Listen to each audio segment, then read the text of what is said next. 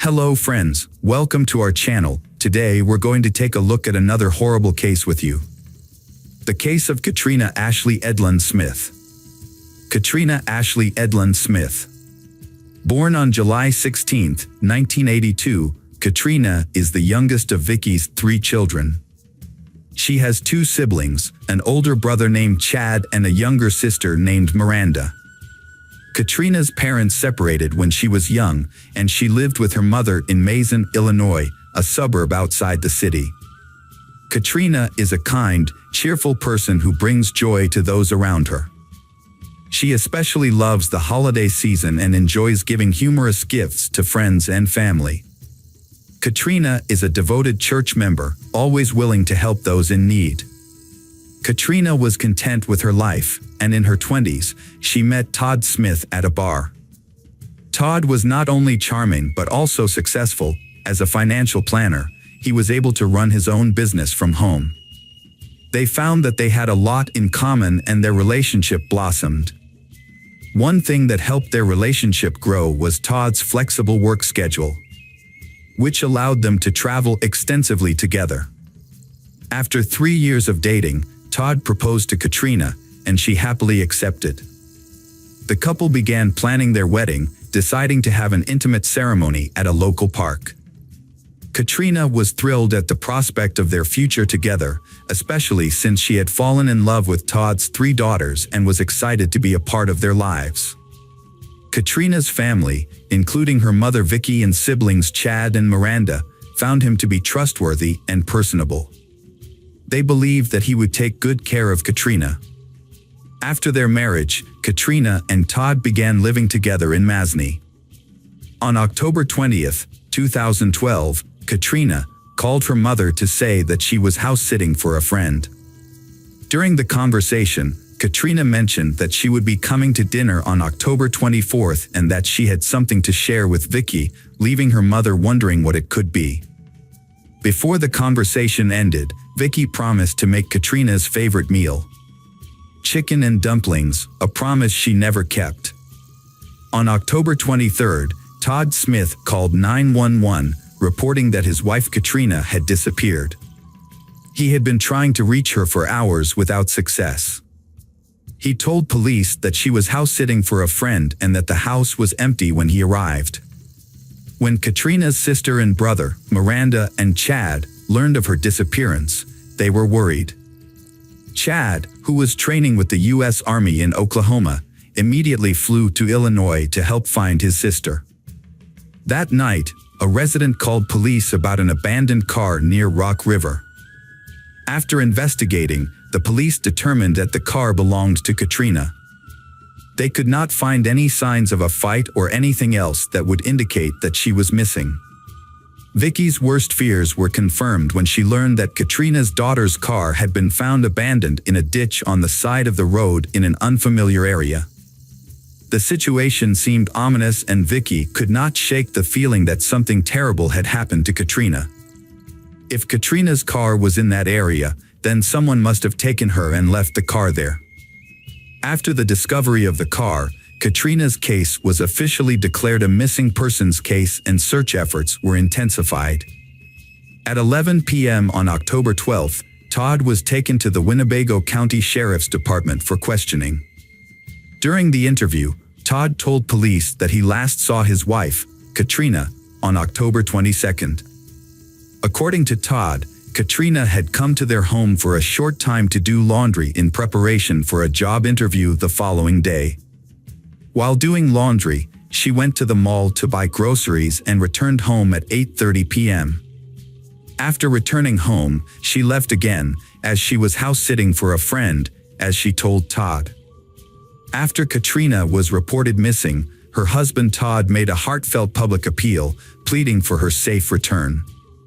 Todd broke down in tears, begging anyone with information about Katrina's disappearance to come forward. Speaking to the media, he urged the public to share any information they had about her whereabouts. As the search for Katrina continued, police and volunteers formed search teams to comb the area. They focused their efforts near the park where Katrina's abandoned car was found, hoping to uncover evidence or clues. Upon arriving in Illinois after military training in Oklahoma, Katrina's brother Chad met a group of people at the park who were eager to help find Katrina. To facilitate the search effort, Chad used his military training to lead the volunteers.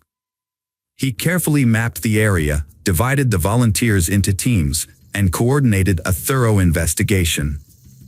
As part of this effort, police used trained dogs to join the search.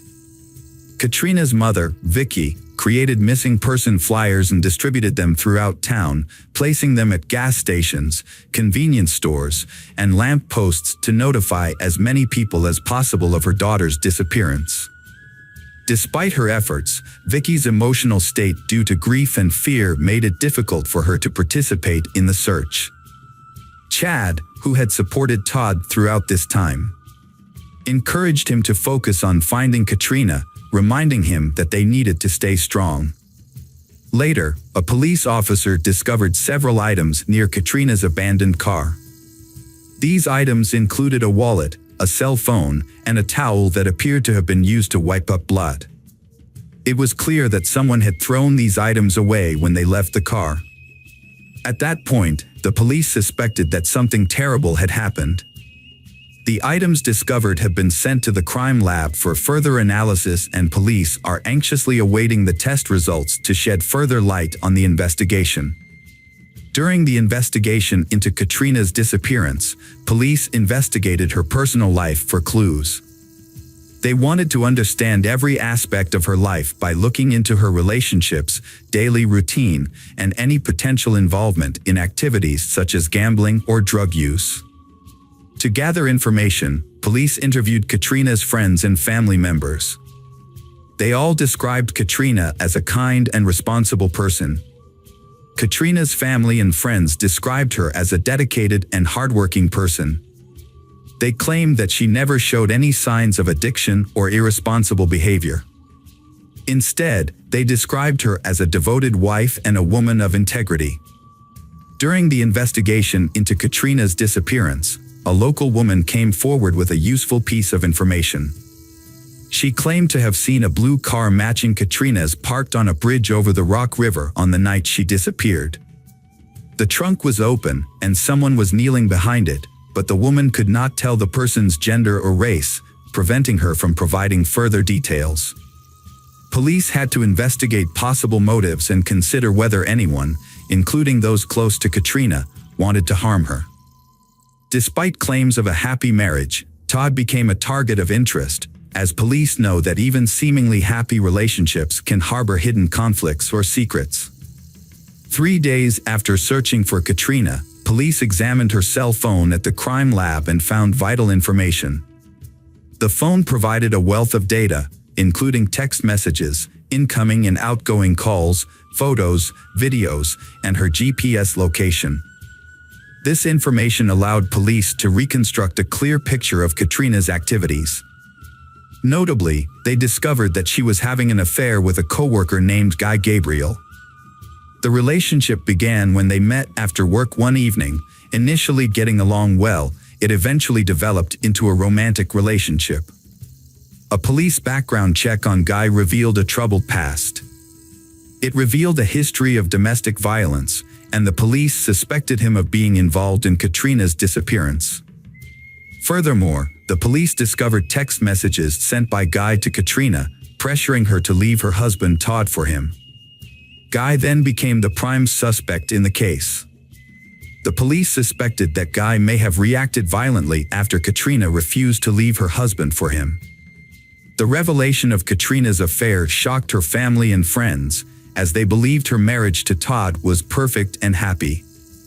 No one suspected that Katrina had been having an affair behind Todd's back. When Todd discovered the affair through the police investigation, he was devastated.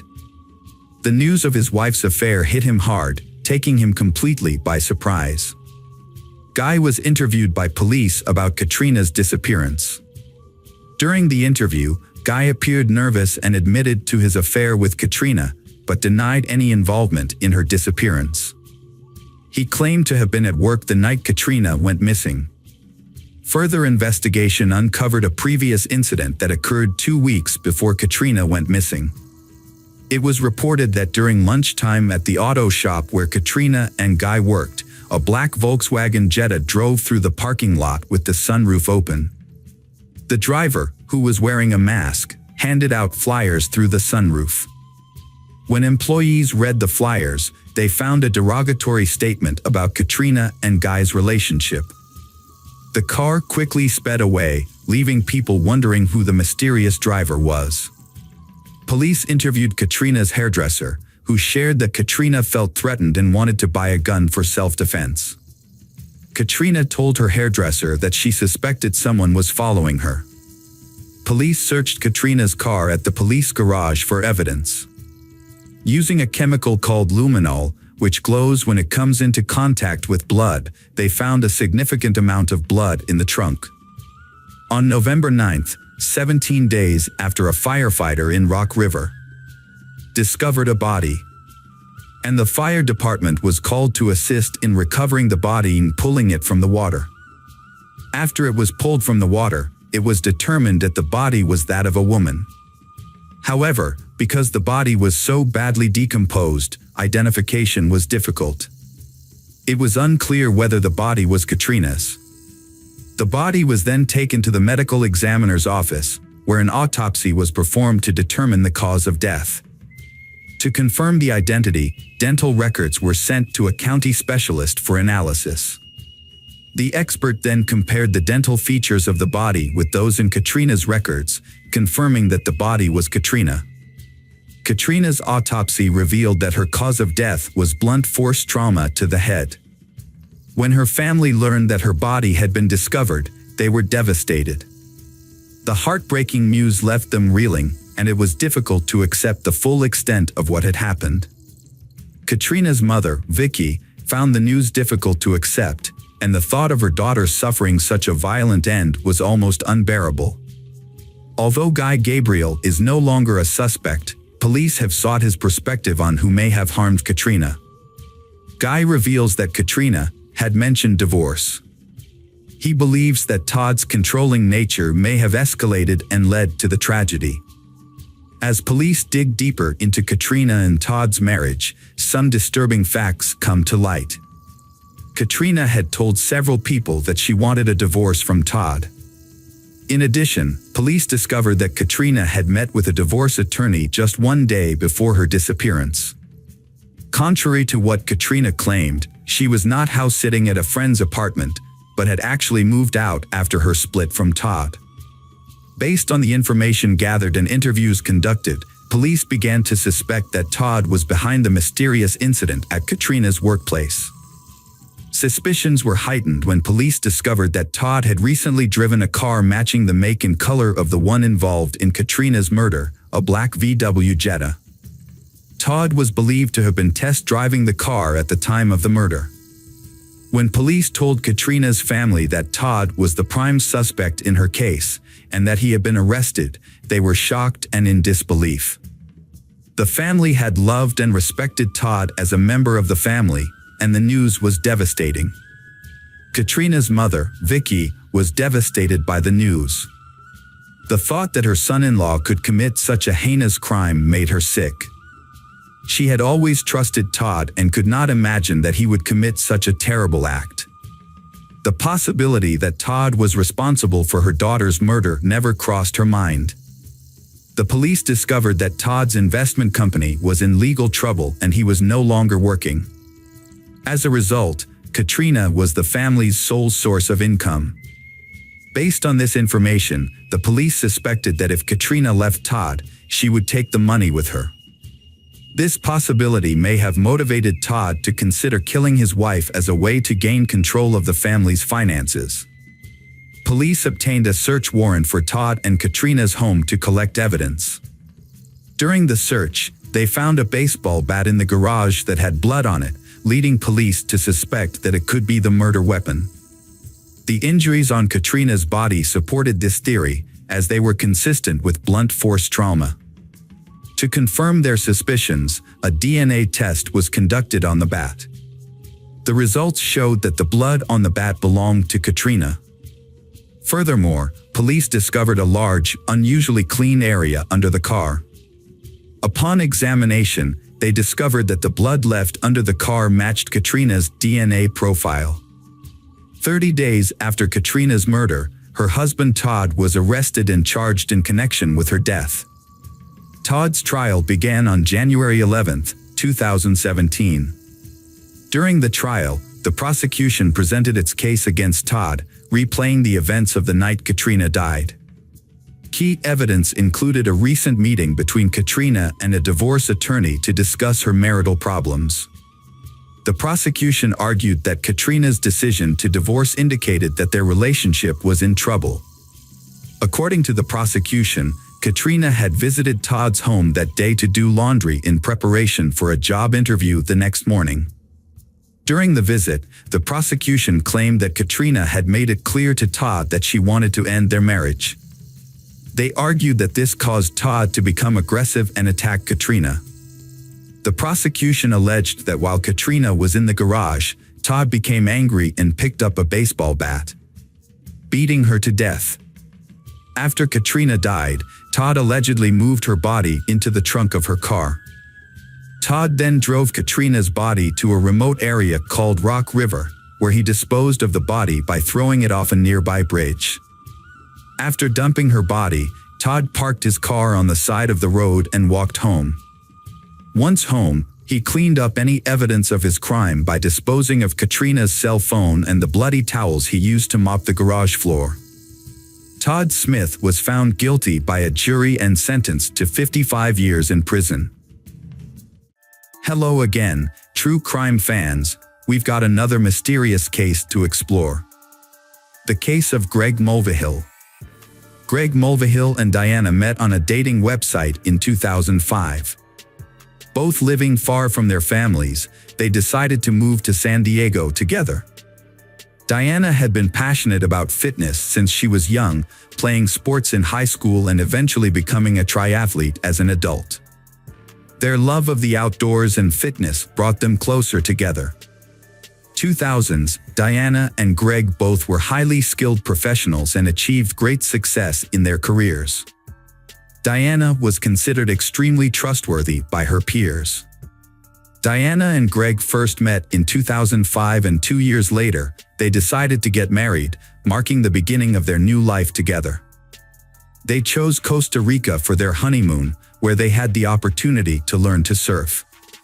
In the early days of their marriage, they made the most of their time together, experiencing many exciting adventures together. After their wedding, Diana and Greg moved to Carlsbad, a suburb north of San Diego.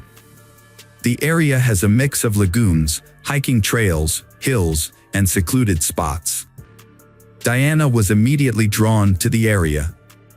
She enjoyed the quiet atmosphere and the beautiful scenery around her. 3 years after their wedding, Diana was diagnosed with fibromyalgia, a chronic condition that affects millions of people worldwide. Fibromyalgia is characterized by pain and tenderness throughout the body. While the exact cause of fibromyalgia is unknown, there are a number of factors that may contribute to the condition.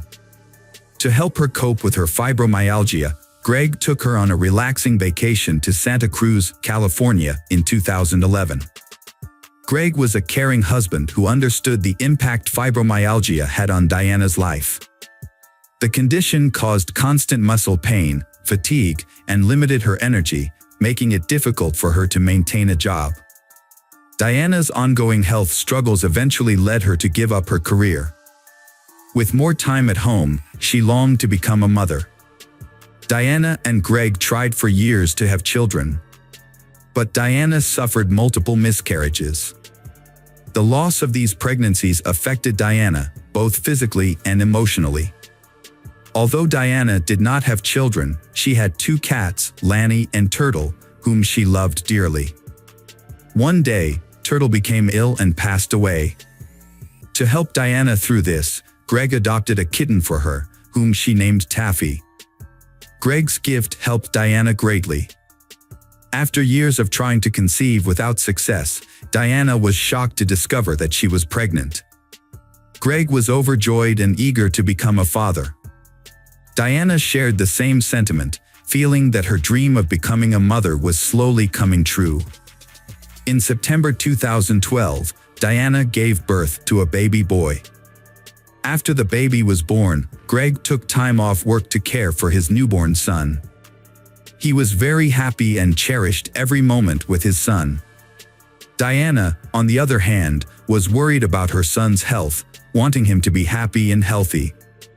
Over time, Diana began to suspect that her son might have a condition similar to her fibromyalgia. However, Greg believed that their son was healthy. Despite their differing opinions, Diana remained convinced that their son had the disease. Diana began extensive research and discovered guaifenesin, a drug commonly used to treat chest infections. Some believe that guaifenesin can help relieve the symptoms of fibromyalgia, leading Diana to consider giving her son a high dose of the drug. However, Greg was against giving his son the drug. The disagreements between Diana and Greg over how to care for their son added to the tension and pressure in their marriage. When Greg injured his shoulder and lost his job, tensions escalated. With her income reduced, Diana sought a sales position to supplement the family income. She also tried to generate income through online cooking videos, with Greg helping behind the camera, but the project failed. Diana then made promotional videos featuring cat litter, but these also failed to bring in the desired financial returns. When their son turned 2, the constant arguments and disagreements between Diana and Greg over their son's health issues continued to cause tension. They found themselves unable to find common ground. Diana confided in a coworker about her feelings of frustration and lack of support from Greg, revealing a deep rift between them. In July 2014, police questioned Greg about Diana's allegations of abuse. According to police, Diana filed several police reports regarding Greg's actions. As a result of these accusations, Greg was evicted from the home, while Diana and their son were allowed to stay. Diana confided in a friend about Greg's abuse, saying that the incident occurred while she was sleeping. According to Diana, her medication made her drowsy, and when she woke up, she found Greg touching her without her consent. Additionally, Diana accused Greg of sexually abusing their son. These allegations led to the involvement of Child Protective Services. Greg denied the allegations, believing that Diana fabricated the complaints because he disagreed with her about their son's health status. In response, Greg filed for divorce and sought custody of their son. The police searched for evidence to support claims of abuse against Greg and his son. Ultimately, a judge ordered both Greg and the boy to undergo psychiatric evaluations. After an investigation, the evaluations found no evidence of child abuse by Greg. Additionally, the police found no evidence that Greg had assaulted Diana. As a result, the charges against Greg were dropped and he was given custody of their son, a decision that upset Diana. In a subsequent settlement, Diana agreed to live in their home and compensate Greg for his share of the property. On September 1, 2016, the Carlsbad Police Department received a call from Jason Kovac, a close friend of Greg's. Jason reported that Greg had been shot multiple times and was losing a lot of blood. At the time Jason called 911, a Carlsbad police patrol officer was nearby. When they arrived, the officer found Jason and Greg on the side of the road. Jason explained to the officer that the shooting had occurred about a half-mile away from their current location. The officer quickly realized that waiting for an ambulance would put Greg's life in greater danger.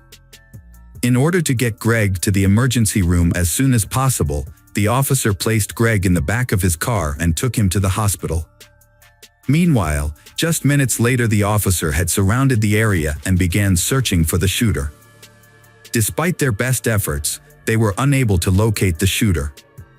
At the hospital, doctors immediately rushed Greg into emergency surgery, where they discovered he had a gunshot wound to the chest. Greg survived the surgery. However, he was placed on life support and was expected to regain consciousness on his own. The police spoke to Jason about the incident. Jason, willing to share what he knew, explained that Greg had called the night of the incident. He told Jason that he had received a call from a private investigator who said to have important information for his upcoming divorce and custody battle with Diana. The anonymous inspector provided a specific time and place to meet. Initially unsure about the phone call, Greg's curiosity eventually won out. Greg then asked Jason to come to the agreed location with him. Concerned for Greg's safety, Jason agreed, and they prepared by bringing flashlights and baseball bats for protection.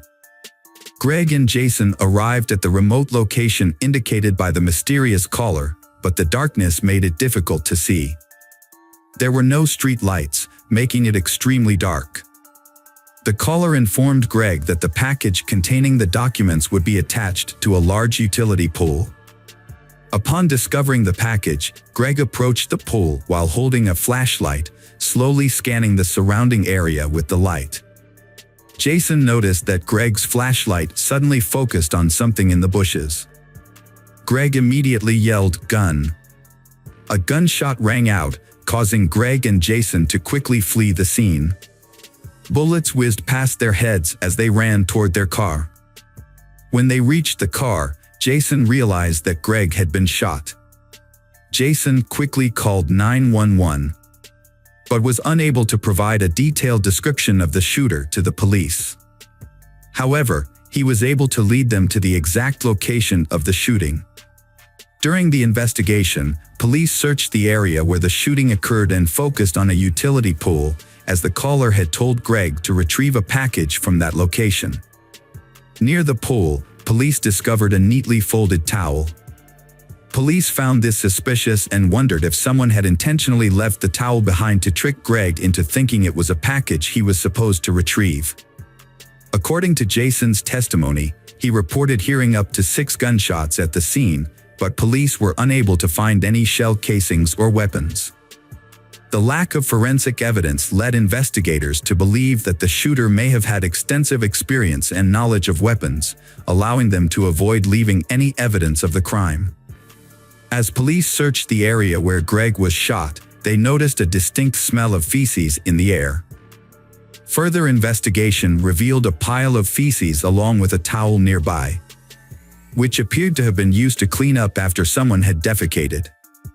Both the stool and towel samples were preserved and sent to the crime lab for forensic analysis in an attempt to find clues or potential evidence related to the shooting.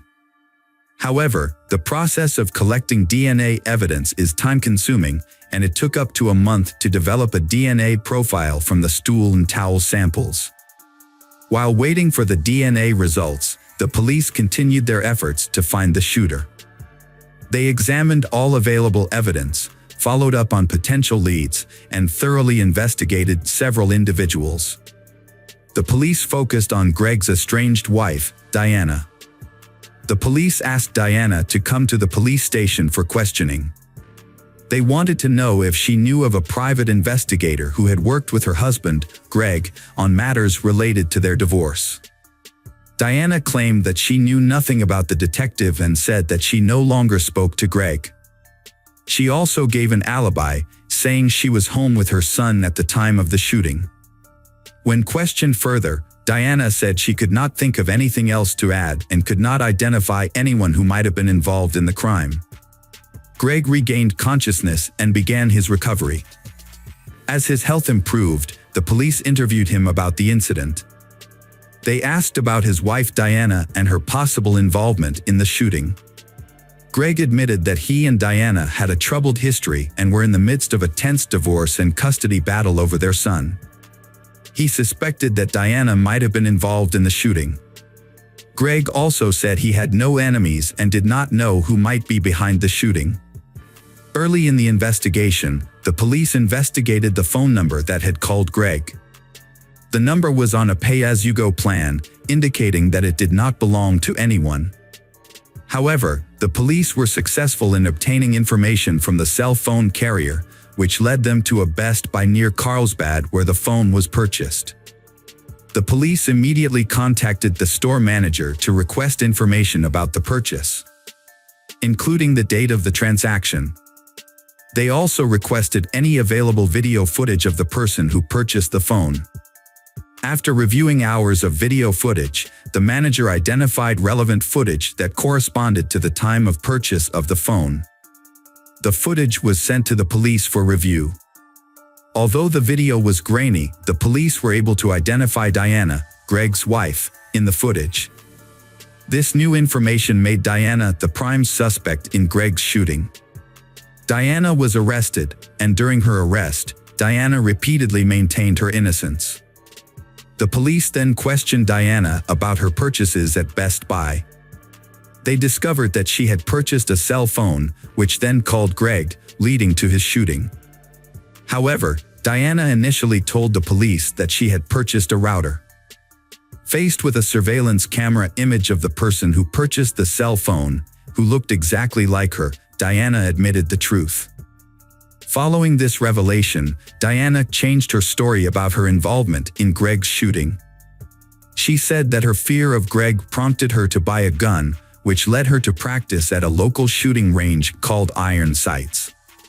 At Iron Sights, Diana claimed she met an instructor named Weldon McDavid, who taught her how to shoot.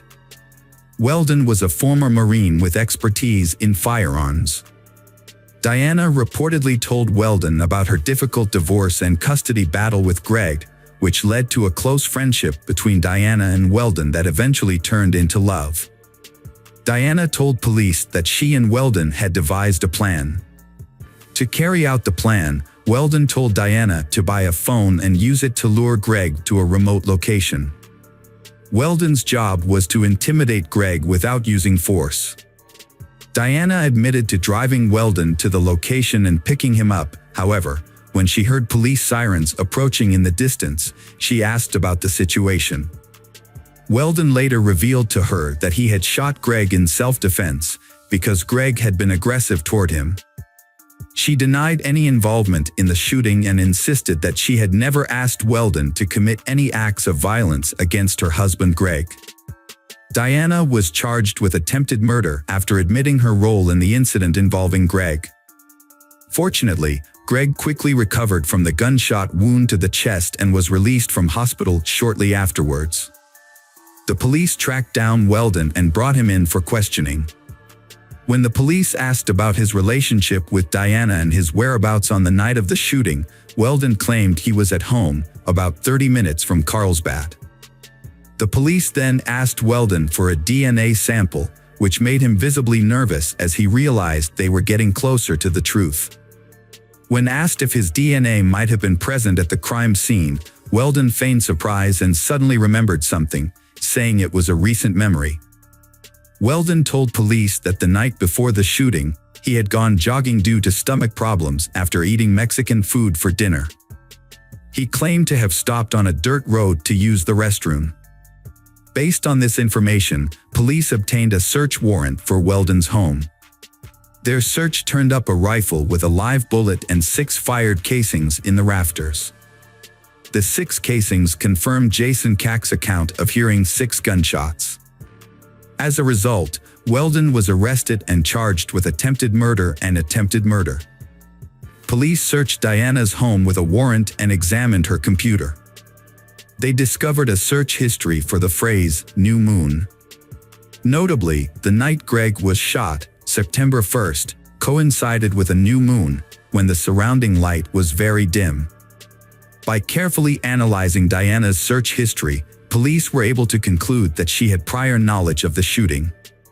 Her interest in the new moon suggested that she intended to take advantage of the lack of ambient light to facilitate the murder of her husband.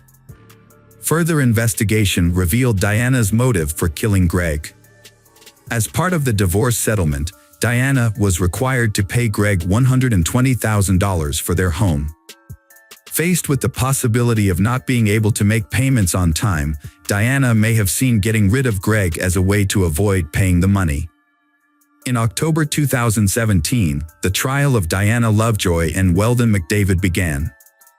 The jury returned a guilty verdict, convicting Diana and Weldon of conspiracy to commit murder and attempted murder. Upon hearing the verdict, Diana collapsed to the ground. Weldon was sentenced to 50 years in prison, while Diana received a sentence of 26 years in prison. Both defendants maintained their innocence despite the guilty verdict. Hello again, true crime fans. We've got another mysterious case to explore. The case of Polly Klaas. Polly Klaas was born on January 3, 1981, in Fairfax, California. She lived with her parents, Mark and Eva, and her younger sister Annie. When Polly was very young, her parents divorced. Afterwards, Polly, her younger sister, and their mother moved to Petaluma, California. Mark has started a new relationship after he and Eva divorced, and Polly gets along well with her father's new partner.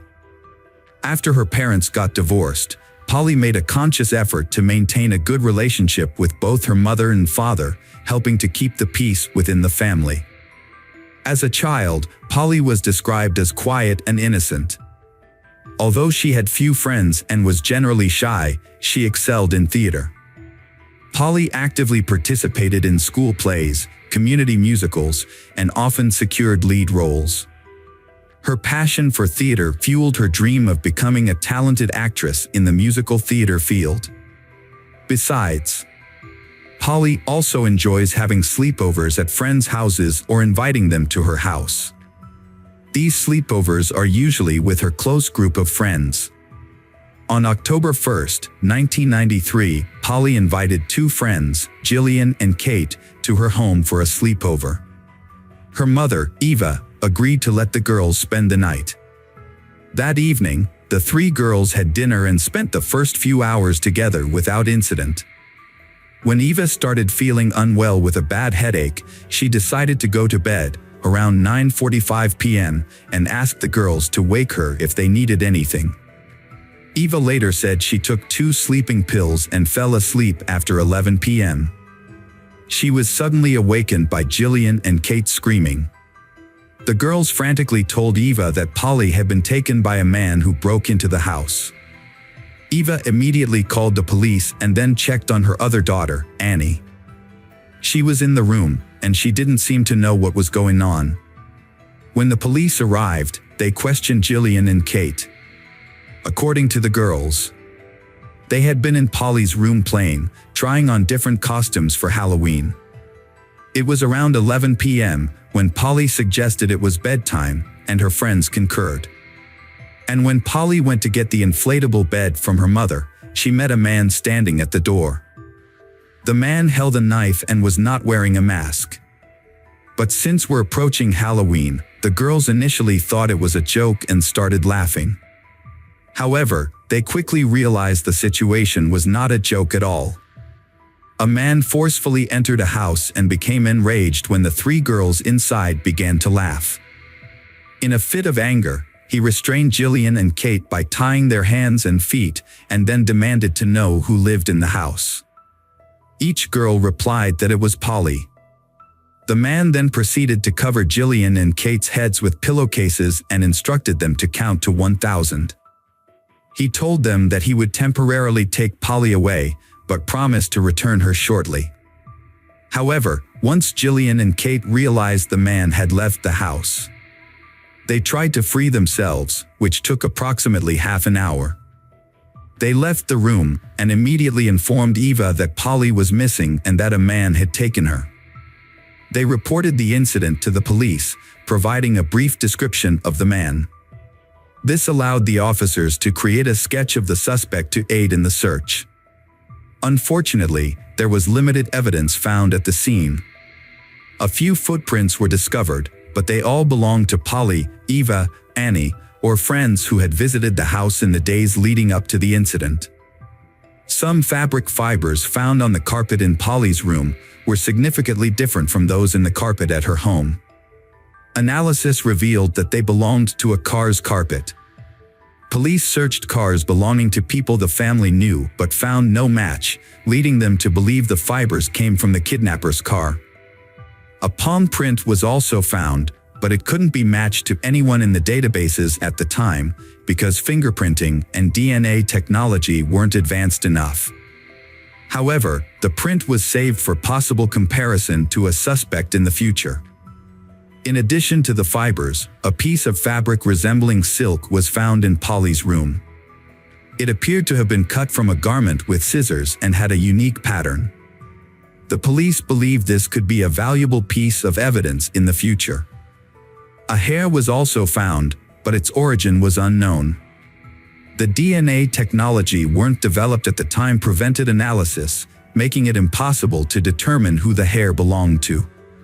The search for Polly was one of the largest in United States history at that time, with many volunteers joining in. Around 4,000 people, including police and volunteers, searched her neighborhood, vacant lots, and nearby estates for Polly. The police attempted to find the driver who resembled the sketch, but were unsuccessful. Time was of the essence, as police hoped to find Polly within 24 hours of her disappearance, after which it would be highly unlikely to find her alive. The investigation was handed over to the FBI, who also actively worked to find Polly as soon as possible. However, as each day passes, the chances of finding her alive diminish. The police asked people who lived nearby if they saw or heard anything unusual on the night Polly was abducted. Several neighbors reported seeing a suspicious man wandering around the neighborhood. Although he looked unusual, at the time, he did not cause any concern, so they did not contact the emergency services. It wasn't until police showed the neighbors the sketch of suspect, they realized it was the same person. To gather more information about Polly's disappearance, police interviewed every teacher and staff member at the school she attended. They focused on whether anyone knew the suspect or had any details about Polly's situation. However, none of them had any knowledge about the incident, and everyone had an alibi for the time of the incident. Additionally, none of the school staff matched the suspect's description. In their investigation, the police went as far as comparing fibers found at Polly's home with the car mats of the school staff's vehicles. But all of them do not coincide. With each passing day, the sense of desperation among the family, the authorities, and the public grew. They feared that the kidnapper posed a threat to society. This added to the urgency for the police to solve the case. A $200,000 reward was offered for any information that could help locate Polly.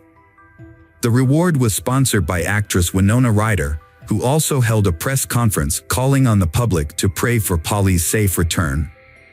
Also, Polly's case happened in 1993, a time when the internet was still in its early stages of development. Law enforcement agencies, including the police and the FBI, were not yet familiar with using the internet to disseminate information or search for missing persons. 3 people from California took matters into their own hands and posted information about Polly on the internet. This included a picture of Polly, a sketch of her suspected kidnapper, and a reward advertisement for any useful clues. At the time, there was no social media. But the information still managed to spread and reach approximately 25 million people in the U.S. FBI investigators believe that social media can play a significant role in their investigation into Polly's disappearance.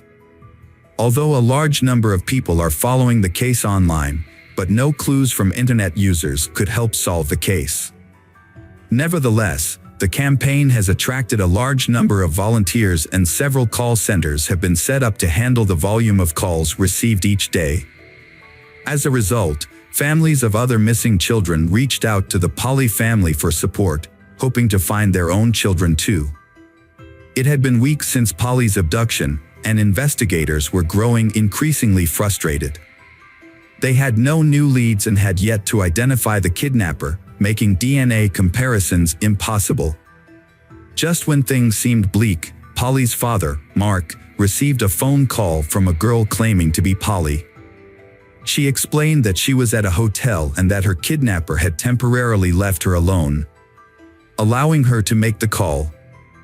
The girl then hung up, and Mark immediately informed the police.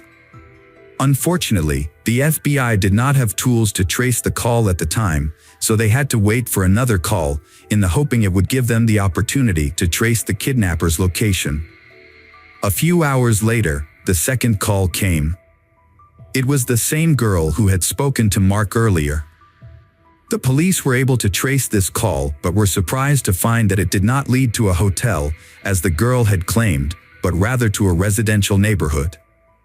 When officers arrived at the house from which the call was made, they discovered it was a prank call made by a teenage girl around the same age as Polly. The girl's voice was similar to Polly's, which was the reason behind the confusion. According to her, her friends had dared her to make the call. She wasn't arrested or taken to the police station, but her parents were asked to control her behavior and advise her against making such serious and false claims in the future. On November 28, 1993, about 2 months after Polly's disappearance, a woman contacted the police to report finding 3 suspicious items on her large plot of land. Upon further investigation by the police and FBI, they discovered 3 crucial pieces of evidence: a piece of silk identical to the one found in Polly's room, a pair of ballet ties that Eva reported missing on the night of Polly's disappearance, and duct tape. This led the police to speculate that Polly was likely in the area. The FBI uncovered more information that shed light on the case. On the day Polly went missing, the same woman had reported to the police that strangers had been frequently visiting her plot of land. The property didn't have a fence around it, despite signs indicating it was private. As a result, many strangers unknowingly trespassed on the land, with the owner often encountering intruders. However, one incident stood out, especially considering it occurred on the night Polly was abducted. On that evening, a man in a car drove onto the property, but his vehicle got stuck in the mud. The nanny, who looking after the homeowner's son, was the first to see the man but was too scared to approach him. The owner also chose not to approach the man due to a fierce look in his eyes, so they decided to call the police. When the officers arrived, they questioned the man, who claimed he was unaware he was on private property and promised to leave immediately. However, he asked for help pulling his car out of the mud. The police observed that the man was visibly nervous and sweating, appearing to be under the influence of a substance. But they were unable to administer a drug test and couldn't arrest him since he wasn't being violent. Finally, the policeman helped him get the car out of the mud, and the man drove away. The man's name was Richard Allen Davis, born in 1954 in San Francisco, California. Richard's childhood was marked by violence at the hands of his parents, particularly when he was 12 years old. This led to his parents' separation, and his mother completely disowned him, stating she wanted nothing to do with her son and leaving him in the care of his father. Richard's father was highly irresponsible, often leaving the house for extended periods of time, sometimes days, and leaving Richard alone. Richard sometimes stayed with neighbors or would seek out relatives. Richard started committing crimes when he was a teenager. He started stealing, got into fights, and spent several months in a reformatory school. At the age of 17, he committed a violent robbery that almost resulted in the death of the victim. The judge offered Richard 2 options: reform school or joining the U.S. Army. Richard chose to join the Army, but he was unable to maintain good behavior. As a result, he was dishonorably discharged after serving for less than 2 years. When Richard was approximately 20 years old, he was convicted of robbery, kidnapping, and received a 15-year sentence. However, due to good behavior, he was paroled after serving just 1 year. During that time, Richard was haunted by another charge. Many of Richard's friends believed he had killed a 19-year-old woman named Marlene, despite the police determining she had left willingly. Marlene's close friends suspected Richard was the culprit responsible for her death the night they attended a party together.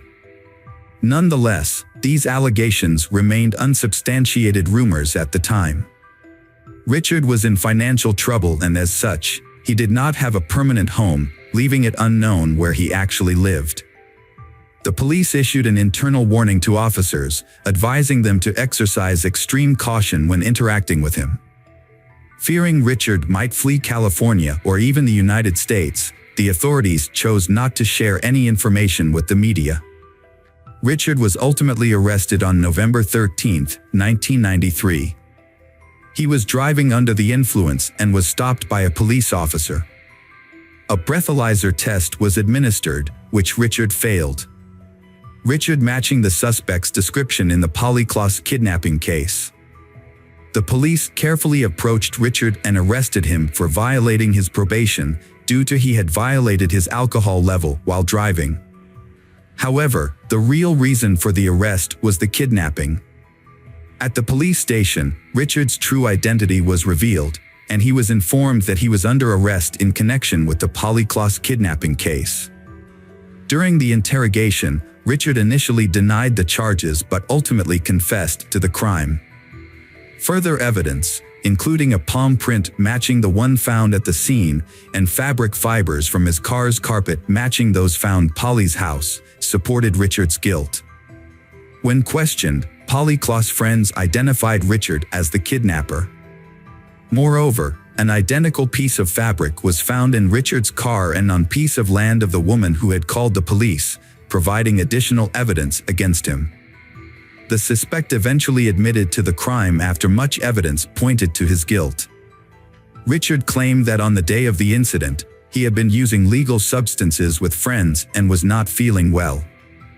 Despite this, he decided to commit a burglary and drove to a neighborhood where he spotted a house with an open window. He climbed in through the window, searching for valuables, and was about to leave when he encountered Polly. She was extremely frightened, and Richard made the decision to abduct her. He put Polly in the back seat of his car and drove to a secluded area, where he sexually assaulted her. After this, he got back in the driver's seat and continued driving. Eventually, Richard's car got stuck in the mud on private property, where a woman and her babysitter saw him with Polly in the back seat. The police arrived to help him, pulling the car out of the mud.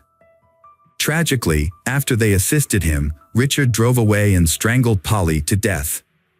He later revealed to the police the location of her body and them to begin a search. On December 4, 1993, approximately 2 months after Polly Klaas's disappearance, her body was discovered in a grave by the side of a highway, which was dug by Richard. A forensic examination was conducted and confirmed that the cause of Polly's death was strangulation, which was consistent with Richard's previous statements. The estimated date of death was roughly consistent with the day she went missing. With this evidence, Richard went on trial for kidnapping, murder, and rape. During the trial, Richard was given the opportunity to say a few words. In his statement, he apologized to Polly's family but also made the shocking accusation that her father had been sexually abusing her. According to Richard, Polly told him that her father's actions towards her were something Richard should not have done to her. This accusation angered Polly's father to the point that he became violent and was restrained by several people in the courtroom to prevent him from attacking Richard. Everyone was shocked by Richard's words, mainly because he showed no remorse for his statement, and many suspected that Polly's father had abused her. Despite no evidence to prove it, Richard was found guilty of Polly Klaas kidnapping and murder on June 18, 1996, subsequently received a death sentence in August. He attempted to appeal but was unsuccessful. In 2006, Richard was found unresponsive in his cell after overdosing on pills, but was revived and returned to prison. Richard's lawyer made an unsuccessful attempt to appeal the conviction to the Supreme Court in 2009. The Supreme Court upheld Richard's death sentence, with his attorney indicating plans to file further appeals. These ongoing appeals have led to a prolonged stay on death row. It is anticipated that once the appeals process concludes, the execution will proceed. Hey detectives! Welcome back. We've got another mysterious case to explore.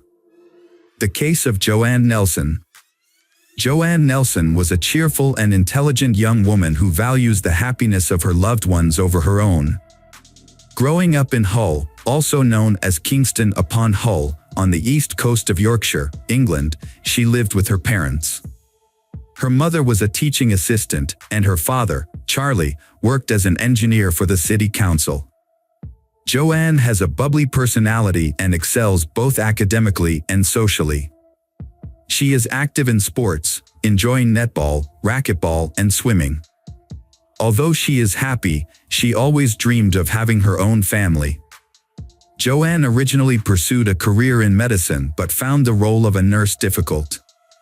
She considered working abroad but eventually chose to work at a job center in Hull to be closer to family and friends. Joanne enjoys helping people find jobs and improve their skills, finding fulfillment in improving the lives of others. One day Joanne meets Paul. Before meeting Joanne, Paul had been in a number of serious relationships. In 1993, during his college years, he dated Carrie Thompson. Their relationship was short-lived, but Carrie reported Paul's violent behavior to the police. During arguments, he became violent, punching walls and assaulting Carrie. In 1999, Paul met Jenny Mary Clark. They married just 2 weeks after meeting, but their marriage quickly became a nightmare. On their wedding night, Paul attacked Jenny, and the abuse continued. He even choked her until she passed out. Despite these problems, Paul and Jenny decided to have children. Their daughter, Chloe, was born in 2000, and Paul and Jenny divorced shortly thereafter. When Chloe was 5, Jenny met Joanne and immediately recognized the challenges Joanne would face with Paul, as she seemed too naive to deal with such a difficult man. In 2002, Paul ended his relationship with Jenny and began dating Joanne Nelson. Their relationship began on the streets, where Paul worked as a bouncer in bars and clubs. At 27, he was experienced in relationships, while Joanne, 19, was just entering adulthood. Despite the age difference, they found support in each other, both seeking independence from their parents. Initially, they lived with Paul's mother before eventually buying their own home. However, their happiness gradually faded. Their arguments and conflicts increased. For Joanne, everything became too mundane and boring. Their differences began to strain the relationship. For example, she loved to be neat, while Paul was indifferent to it. On February 14, 2005, Joanne did not show up for work, which was unusual and worrying. On Valentine's Day 2005, Joanne Nelson mysteriously went missing. Paul was the one who reported the matter to the police. He claimed that he last saw Joanne when she was sleeping, then he left home and went to work. When he returned home, she had disappeared without a trace. Joanne, then 22, disappeared, leaving her family and friends extremely worried. The situation became even more confusing when she missed the funeral of her best friend's father and did not wish her younger sister Katie a happy 19th birthday. After the police declared Joanne missing, a large-scale search operation was launched, involving many law enforcement officers, the military, and volunteers. Since Joanne's disappearance, Joanne's father has been suspicious of Paul. Meanwhile, Katie finds it hard to believe that Paul is involved in this case because Paul has been actively involved in the search for Joanne. Paul has been working with volunteers and Joanne's family and friends. He also gave interviews to the press without the permission of Joanne's family. In a phone conversation with a reporter, Paul claimed that he had nothing to do with Joanne's disappearance. Paul asserted that his love for Joanne was real and that he could not harm her. However, a facial expression expert, Cliff, analyzed Paul's behavior during a television interview and found several suspicious signs. First, Paul did not close his eyes when talking about Joanne, which is not common for a grieving person. Second, Paul did not try to shed tears when talking about his lover. These unusual behaviors made people question whether Paul's words were truly sincere. Paul, the man who was involved in Joanne's disappearance, was eventually arrested after his mother disclosed information about his actions to the police. When questioned, Paul confessed that he had killed Joanne during an argument on Valentine's Day 2005. He said that the argument stemmed from Joanne constantly criticizing him for not doing his chores, especially when she asked him to help her wash her clothes, which angered him. When Joanne announced her plans to leave and forced him to sell the house, Paul became even angrier. In a fit of rage, Paul killed Joanne with his bare hands. He then remained calm and began to plan how to cover up the crime. He went to his mother's house, took a gardening tool, and chatted with the neighbors. He then went to the store to buy the necessary items for removing the evidence, including bin bags, rubber gloves, and disinfectant spray. The lead investigator discovered fingernail marks on the back of Paul's hand, which indicated that he had participated in the murder.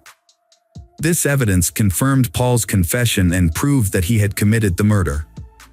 Surveillance videos from a store near the scene of the crime showed Paul acting surprisingly calmly. Using the items he had purchased, he bound Joanne's hands and feet, stuffed her in a bag, and secured it with duct tape. He then carried her body to her car in broad daylight. After Paul hid Joanne's body in the car, he went to fill up with petrol in High Halden. He then drove about 75 miles to Bradbury Woodland, a remote forest near Winteringham in North Yorkshire. There, he carried Joanne's body for about 250 yards until he found a suitable place to bury her, among pine trees. He used branches to cover up the small hole where her body was buried. To cover up the crime, before going to work, Paul made a fake phone call to Joanne to deflect suspicion. The next day, he continued his daily life without showing any remorse for his heinous actions. Paul showed a frightening coldness by concealing his crime and continuing his normal life.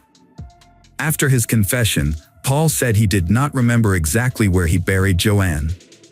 However, he remembered that he buried Joanne in a metal gate and that there were some green bottles nearby. Detective Higgins said this information was very useful for the search.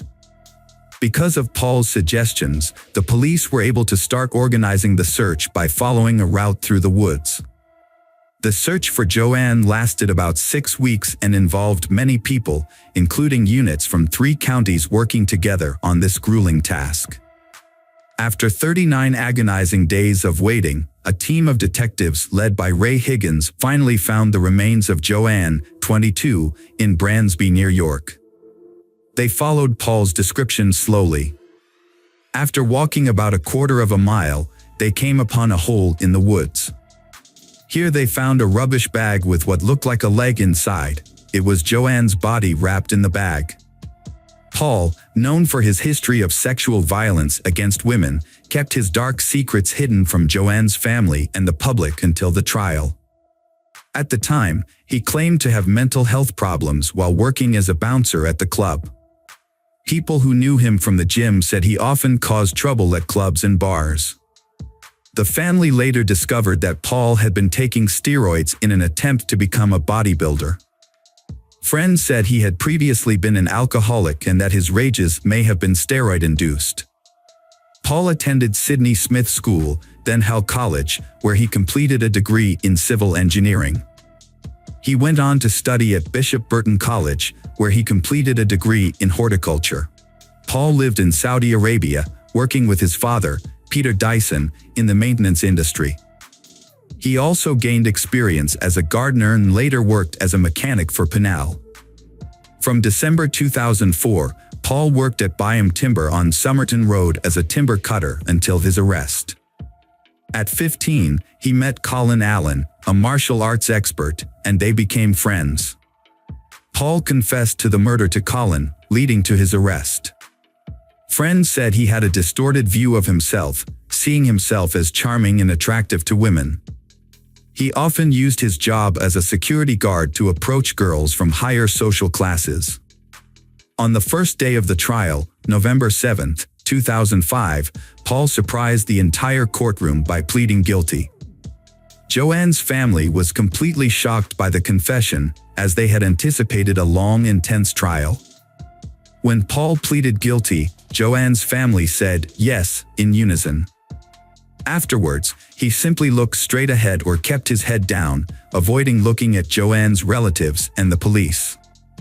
He showed no emotion on his face, even as the charges were announced. His lawyer, Harry Barl, told the court that there was no excuse for his actions. On November 8, nearly 10 months after the murder, Paul was sentenced to life in prison with a minimum of 16 years to serve. Surprisingly, in November 2019, after just 14 years, Paul, then 45, was transferred to an open prison and released on day release. The reason was that the parole board found that Paul had actively participated in a self-awareness development program and successfully completed a social improvement program. The easing of Paul's detention conditions and his day release caused deep emotional distress for Joanne's family. Katie, Joanne's sister, expressed to the media that they felt lost and unsure of how to handle the news. Paul's release brought back painful memories of Joanne's death, and the family believed he did not deserve a reduced sentence for his actions. Katie emphasized that Paul's crime was serious and premeditated, making his early release a challenging ordeal for the family. They fear he might return to their city of Hull and commit further harm, as they have been unable to secure a restriction order against him. Although there is no confirmed information about Paul's return to the city, he remains under probation supervision. Any violation of his terms or the law will result in his return to prison. Hello again, true crime fans. We've got another mysterious case to explore. The case of Lori K. Soares. Lori K. Soares was born on December 31, 1976, in Fullerton, California, and spent the first 2 years of her life in a children's orphanage. Her birth parents' identities remain unknown. At the age of 2, Lori was adopted by Thelma and Geraldo Suarez, a devout couple who met while serving as missionaries for the Church of Jesus Christ of Latter-day Saints in Rio de Janeiro. Geraldo, originally from São Paulo, Brazil, worked as a teacher at Sunny Hills High School. Geraldo, who did not have their own biological children, adopted Lori, and later, they also adopted a boy named Paul. In 1987, Lori's adoptive parents divorced, and she stayed with her mother, Thelma, along with her adopted brother Paul. The family moved to Utah, where Lori and Paul high school and then registered to a local university. Lori grew up into a kind and dynamic young man. Lori was very close to her adopted mother Thelma. At the age of 19, Lori met Mark Douglas Hack. Born in April 1976 in North Carolina, his father, Douglas, was a famous pediatrician, and his mother, Helena, was a nurse. Mark's brother, Scotty and Lance, also pursued a successful career in science. Mark is pursuing a career in medicine, following his family's footsteps. Mark is very thoughtful. Lori loved Mark at first sight. After 5 years of love, Lori and Mark were married. They settled in a small house in Salt Lake City, Utah. At that time, Lori graduated and was an assistant director of a senior at a large company with a good salary. Mark, who has just graduated from the University of Utah with a psychology and attended medical school in North Carolina, where he and his wife will move in the summer of 2004. In June 2004, Lori became pregnant with their first child. The couple was overjoyed and happy. Lori was transferred to the company's North Carolina branch, and Mark, who had graduated from medical school, was expected to work as a physician at a major medical center. On July 19, 2004, Lori disappeared. Mark was worried when Lori did not return home after her normal morning exercise at the local park. Initially, Mark said that Lori drove directly to the office to work. After calling to work and knowing that Lori was absent, Mark immediately called the police and reported the situation. The police listened to Mark's story and explained to him that the missing and adult search would be started after 24 hours of disappearance. Not wanting to wait, Mark was planning to start looking for Lori. Mark walked to the park that Lori jogged that day and saw her car parked at the edge of the neighborhood, but she disappeared. Later, Mark returned home and started calling friends, relatives, and colleagues, trying to determine the last time people saw or talked to Lori. Unfortunately, Lori did not contact anyone. The news of Lori's disappearance has been spread widely. Before the police participated in searching efforts, hundreds of people, including relatives, friends, and strangers heard about the case, began to search for Lori. They also distributed leaflets with photos of Lori. By July 20th, when Lori's disappearance was officially reported, the story has attracted significant attention from the media. A press conference in the city of Salt Lake was held, where Mark called for the help of the public. Mark cried and begged anyone with information about Lori. In the evening, about 1,000 people participated in the search. The police investigation led them to Lori's car, but when checked, they could not find any evidence or clues in the car. However, the police have noticed something unusual, which is the position of the driver's seat. The fact is that Lori is quite small, but the chair is moved back so much that it can fit an adult man, and Lori himself cannot reach the pedal. Mark's home search showed an unexpected discovery: Lori's car keys were indoors. This has raised an important question, because Lori parked a car near the park and did not return home. The appearance of the indoor key immediately showed Mark related to the disappearance of Lori's disappearance. However, Mark explained that when he found the car, the key was still in the car and he took home. Although this new discovery was not enough to arrest Mark, Mark was listed by the police in the list of potential suspects in Lori's disappearance. One day after Lori was reported missing, the police received a report that Mark was seen running naked and not awake on the street, concerned about Mark's mental health. A medical group from a psychiatric clinic was sent to assess his situation, and many believed that the stress of his missing wife made Mark crazy. However, police suspected that Mark could be pretending to lose his mind to avoid responsibility. Police asked for a search for Mark and Lori's house. While Mark is being evaluated at the psychiatric department, the police have found worrying evidence. Evidence was discovered in the bedroom. The police found the blood stain was washed in Mark's bedroom, and the bloody bed sheet. At the same time, a completely new spring mattress lying on the bed, the receipt of buying the mattress found in the bedside cabinet. Considered by the date and time on the receipt, the mattress was bought on the morning of July 19th, according to Mark's words. At that time, Mark was going to the park to find his wife. In addition, under the closet, the police found a kitchen knife with dry blood stains. In the living room, police found an envelope. Inside the envelope is a letter written by Lori.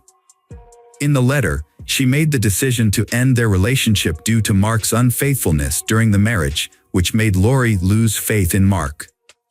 Police concluded that Mark was really related to Lori's disappearance. Douglas Hacking, Mark's father, provided detailed information about the situation. Douglas said that Mark had never graduated from Utah University or became a psychologist granted a certificate. In fact, Mark was kicked out of university 2 years ago, right after getting married to Lori. However, he was afraid people would be disappointed, especially Lori, so Mark continued to deceive them by pretending to go to school, completing his homework and preparing to graduate. Mark said his father knew about a month before the tragedy occurred. Mark's father advised Mark to confess everything with Lori. But Mark continued to lie, saying that he was accepted to a prestigious medical school due to excellent academic achievements in psychology. Lori was still unaware of Mark's lie about his education. Lori and Mark had planned to move to another state to make Mark's schooling more convenient, and Lori had even started changing her job to accommodate Mark's schooling. However, Mark's father, Douglas, revealed everything to Lori, which shocked her. Lori's co-workers noticed that she had been crying for days, but Lori chose to confide in a close friend. The friend suggested that Lori write a letter expressing her pain and anxiety, and the letter was found by police in Mark's home. 6 days after Lori's disappearance, Mark was in a psychiatric hospital when he was visited by his two brothers on July 25. During this visit, Mark unexpectedly confessed to his brothers that he was responsible for Lori's death, saying that he had shot her with a .22 caliber rifle.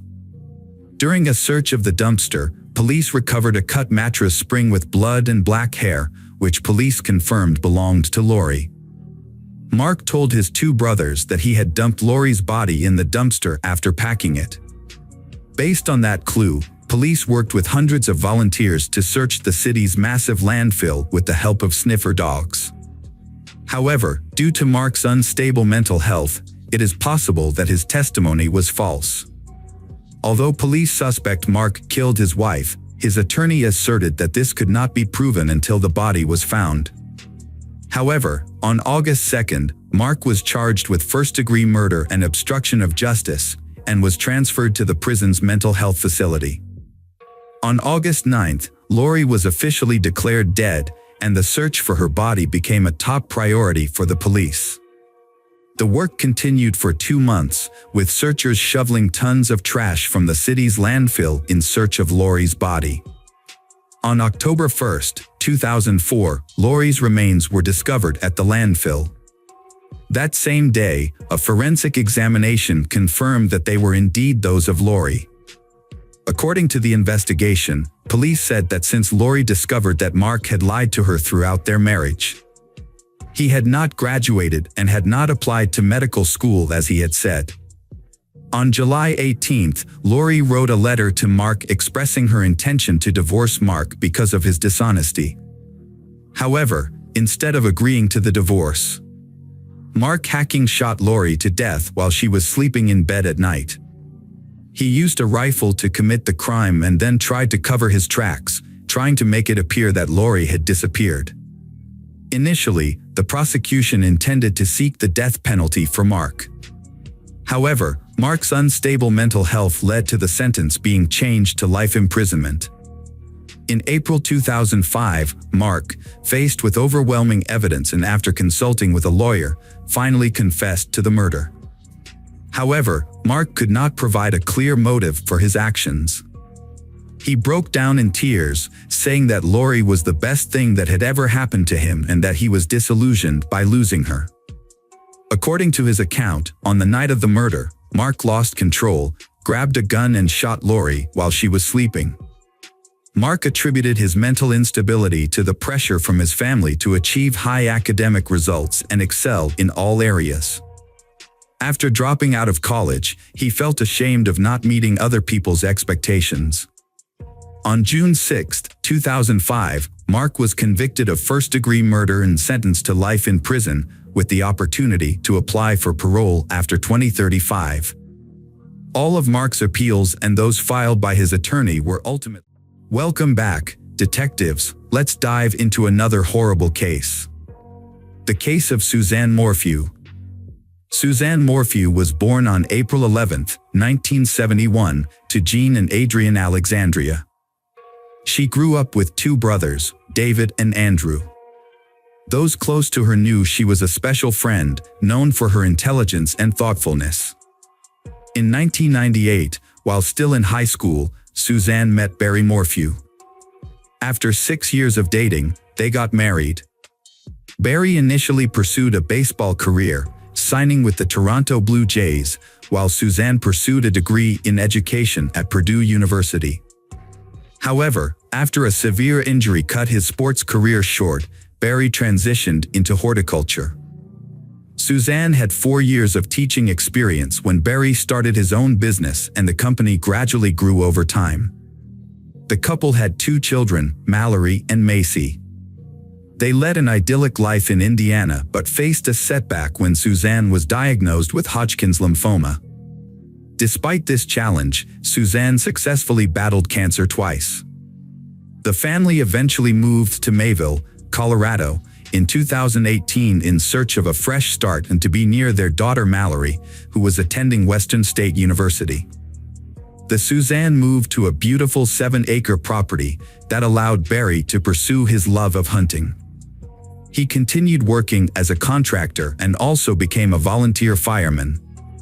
Suzanne, on the other hand, retired from her teaching career and devoted more time to her church and a new hobby, sports mountain biking. To outsiders, the Suzannes seemed like the perfect family. However, but they had their share of problems. These issues were finally revealed on May 10, 2020.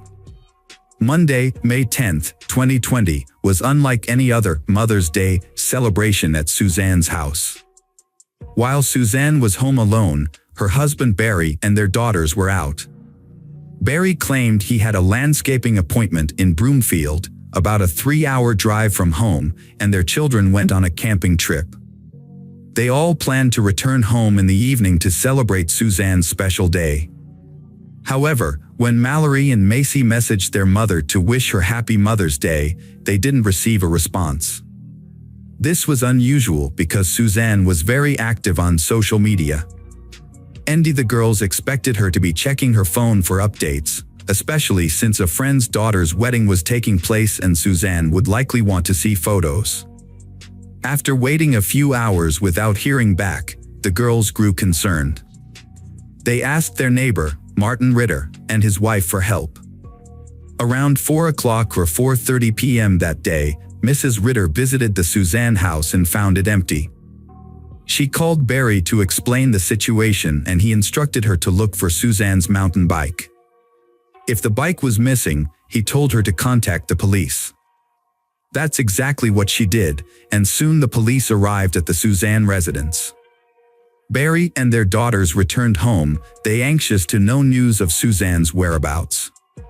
A few hours into the search, the police found a crucial clue. Deputies discovered Suzanne's mountain bike in a steep ravine near the home. The location hinted that Suzanne might have been involved in an accident, but the bike and the surrounding area showed no signs of a struggle. Notably, there were no skid marks from the brakes, no damage to the bike despite its fall down the ravine, no bloodstains, and the nearby lawn appeared untouched. This evidence led the deputies to conclude that the bike had been deliberately placed in the ravine.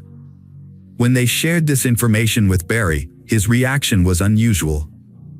As the investigation into his wife's disappearance proceeded, Barry shared many more implausible stories.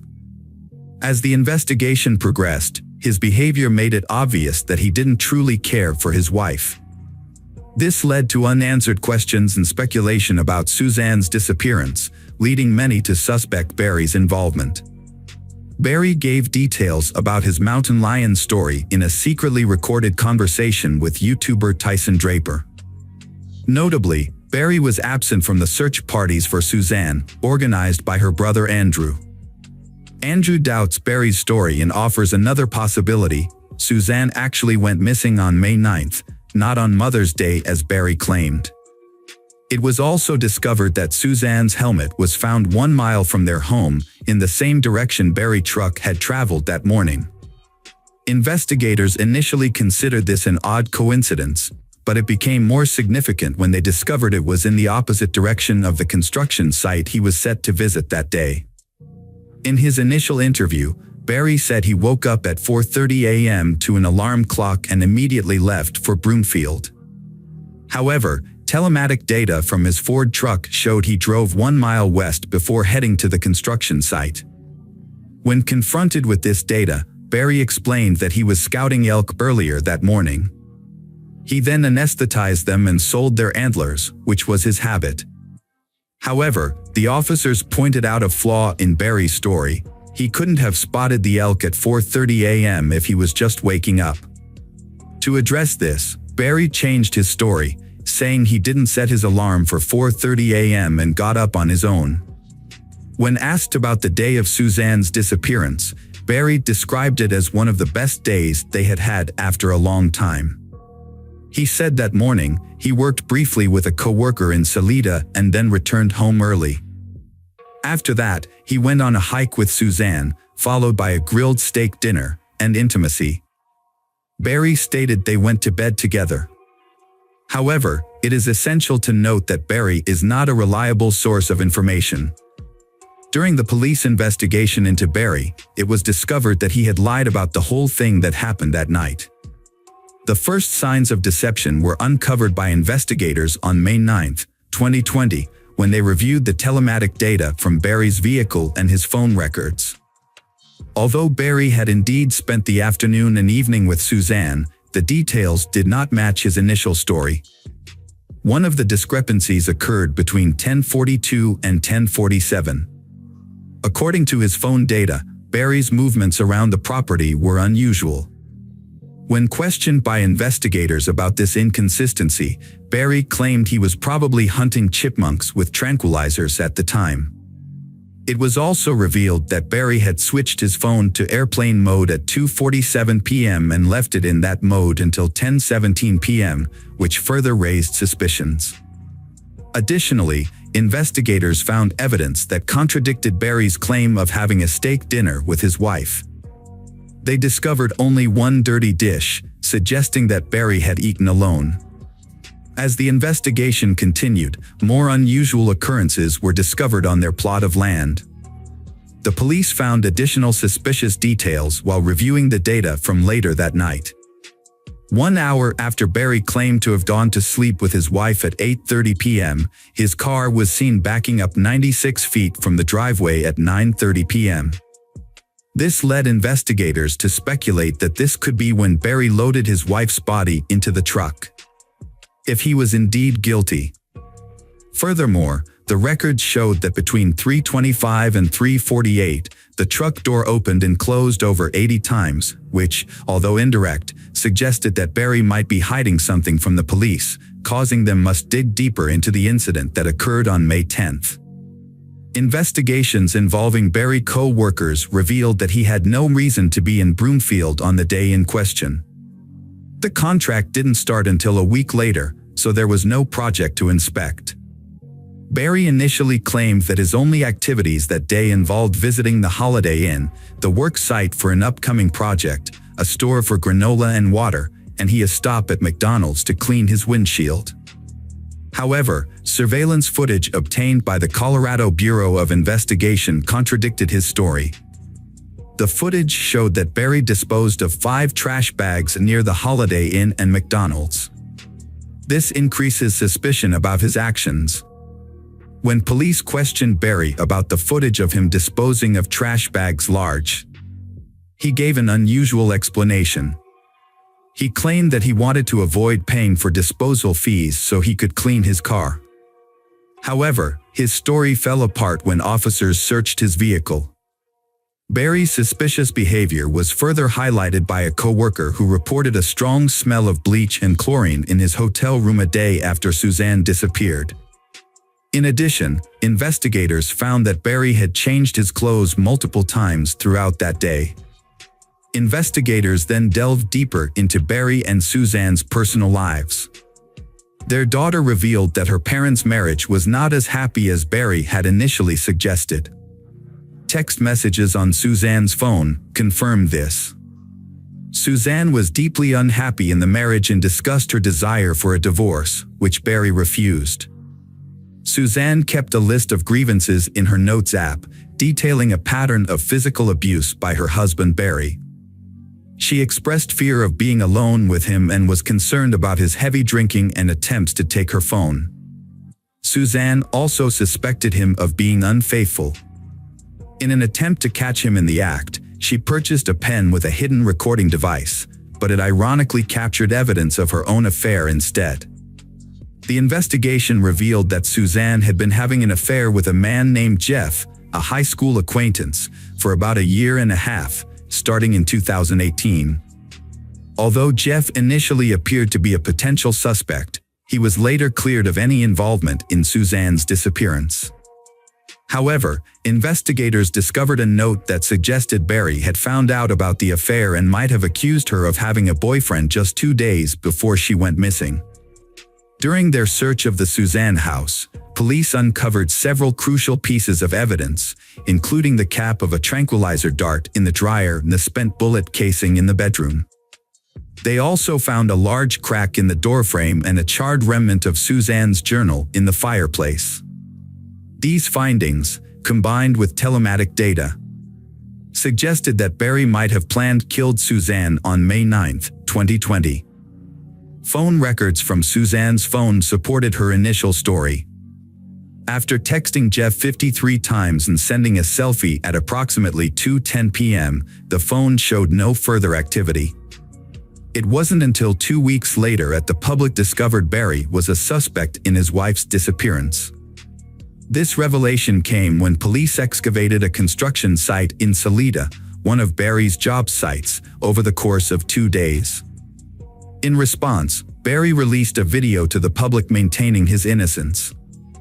It was not until May 5, 2021, nearly a year into the investigation, that Barry was arrested. While the evidence against him was largely circumstantial, the prosecution felt confident in their case. Due to the inconsistencies in Barry's alibis, his repeated lies, and a clear motive. Barry was charged with multiple crimes, including the first-degree murder of his wife, tampering with physical evidence, possessing a dangerous weapon, and attempting to influence a public servant. Barry accepted the charges and paid a $600 fine. A preliminary hearing took place in August 2021 to decide if the case should go to trial, at which point most of the case details were made public. The prosecution presented its evidence over 4 days, outlining its theory of the incident. They claimed that on May 9, 2020, Barry killed his wife, dismembered her body in a hotel room, disposed of the tools, and buried her remains in an unmarked grave. However, Barry's defense strongly challenged the prosecution's narrative, pointing out inconsistencies in their story. They cited that cadaver dogs found no signs of human remains in Barry's car or the hotel room where he supposedly brought the body. The defense also raised doubts about the dart bullet cover, suggesting it may have been planted. Furthermore, the defense argued that Barry's dart gun was broken at the time, making it impossible for him to use it in the murder. The defense team's apparently piece of evidence was partial DNA found in Suzanne's Range Rover and on her bike helmet, which didn't match Barry. What made this discovery significant was that the DNA in her car matched DNA profiles from 3 unsolved sexual assault cases in Chicago and Arizona. This raised doubt about Barry's guilt. However, the CBI investigator in charge of the case was unable to present this crucial evidence earlier because he had to take a leave of absence for military service before. It wasn't until September 7 that the judge decided to move forward with the case, setting Barry's bail at $500,000. He was released from county jail on September 20, 2021. However, in a surprising move, the prosecution filed a motion to dismiss all charges against Barry without prejudice. At the time, the prosecution faced several challenges, including a lack of concrete evidence, as no body had been found. Additionally, the prosecution had missed multiple deadlines, resulting in the exclusion of 14 key witnesses from the trial. Barry was seen leaving the courthouse with his 2 daughters, visibly relieved. Nearly 2 years later, on September 22, 2023, investigators made a breakthrough in the case when they discovered several shallow graves in Moffat, Colorado. Suzanne's remains were identified through dental records and a chemotherapy port, found over 50 miles away from the initial search area. The discovery of Suzanne's body has raised fresh questions about Barry's potential involvement in her murder. Although the charges against him were previously dismissed, the new evidence has led many to wonder if he could still be considered a suspect in the case. Some people question how Barry could have disposed of the body without being in Moffat on May 9 and 10, suggesting he might have had help. For now, Barry does not appear to be directly involved in where his wife's body was found. The police and district attorney's office continue to investigate the case. The 12th Judicial District's district attorney stated that they cannot comment on the case until more information becomes available, while offering condolences to Suzanne's family. Barry's attorney, Iris E.T. Yen, speculates that Suzanne might have been the victim of a serial killer. After finding her remains in a cemetery, Iris thinks that law enforcement wrongly accused Barry and hopes that they will admit their mistake. Barry has initiated a $15 million lawsuit against the prosecutors, sheriff stations, and investigators because he was wrongly accused in the disappearance and death of his wife. Hello again, true crime fans. We've got another mysterious case to explore. The case of Jennifer Dullos. Jennifer Dullos was born in 1968 in New York. Her father is Hillard Farber, a banker, and her mother is Gloria Tenenberg, a philanthropist. Jennifer has an older sister, Melissa Irene Farber. Jennifer graduated from Brown University in 1990 and later earned a master's degree in creative writing from New York University's Tisch School of the Arts. Jennifer is married to Fotis and they have 5 children together, all named after Greek Orthodox saints, 3 sons, Petros, Theodore, and Constantine, and 2 daughters, Christiane and Cleopatra. Jennifer and Fotis were married for 13 years before ending their marriage in 2017. After that, Jennifer began to feel afraid of her ex-husband. Which makes us wonder, who is Fotis and what changed him? Fotis Dullos was born on August 6, 1967, in Turkey. He grew up in Athens, Greece, and moved to the United States in 1986. He attended Brown University, graduating in 1989. Fotis then went on to earn a master's degree in finance from Columbia Business School. Fotis met his first wife, Hilary Vanessa Alama, at Brown University and married her in Athens in 2000. After their divorce in 2004, he moved to Connecticut and married Jennifer a month later, despite having known her since he was married to Hilary. They moved to Farmington and had 5 children. The marriage of Jennifer and Fotis began to crumble in 2012 and completely collapsed in 2017. Jennifer shared her marital struggles in a blog post in March 2012. She expressed her wish to be stronger to face conflicts without fear. In 2017, Jennifer decided to file for divorce. The reason was that Fotis had an affair with Michelle Troconis, a Venezuelan colleague. Jennifer also requested custody of the 5 children, but the court only granted joint custody. Jennifer feared for her safety and that of her children.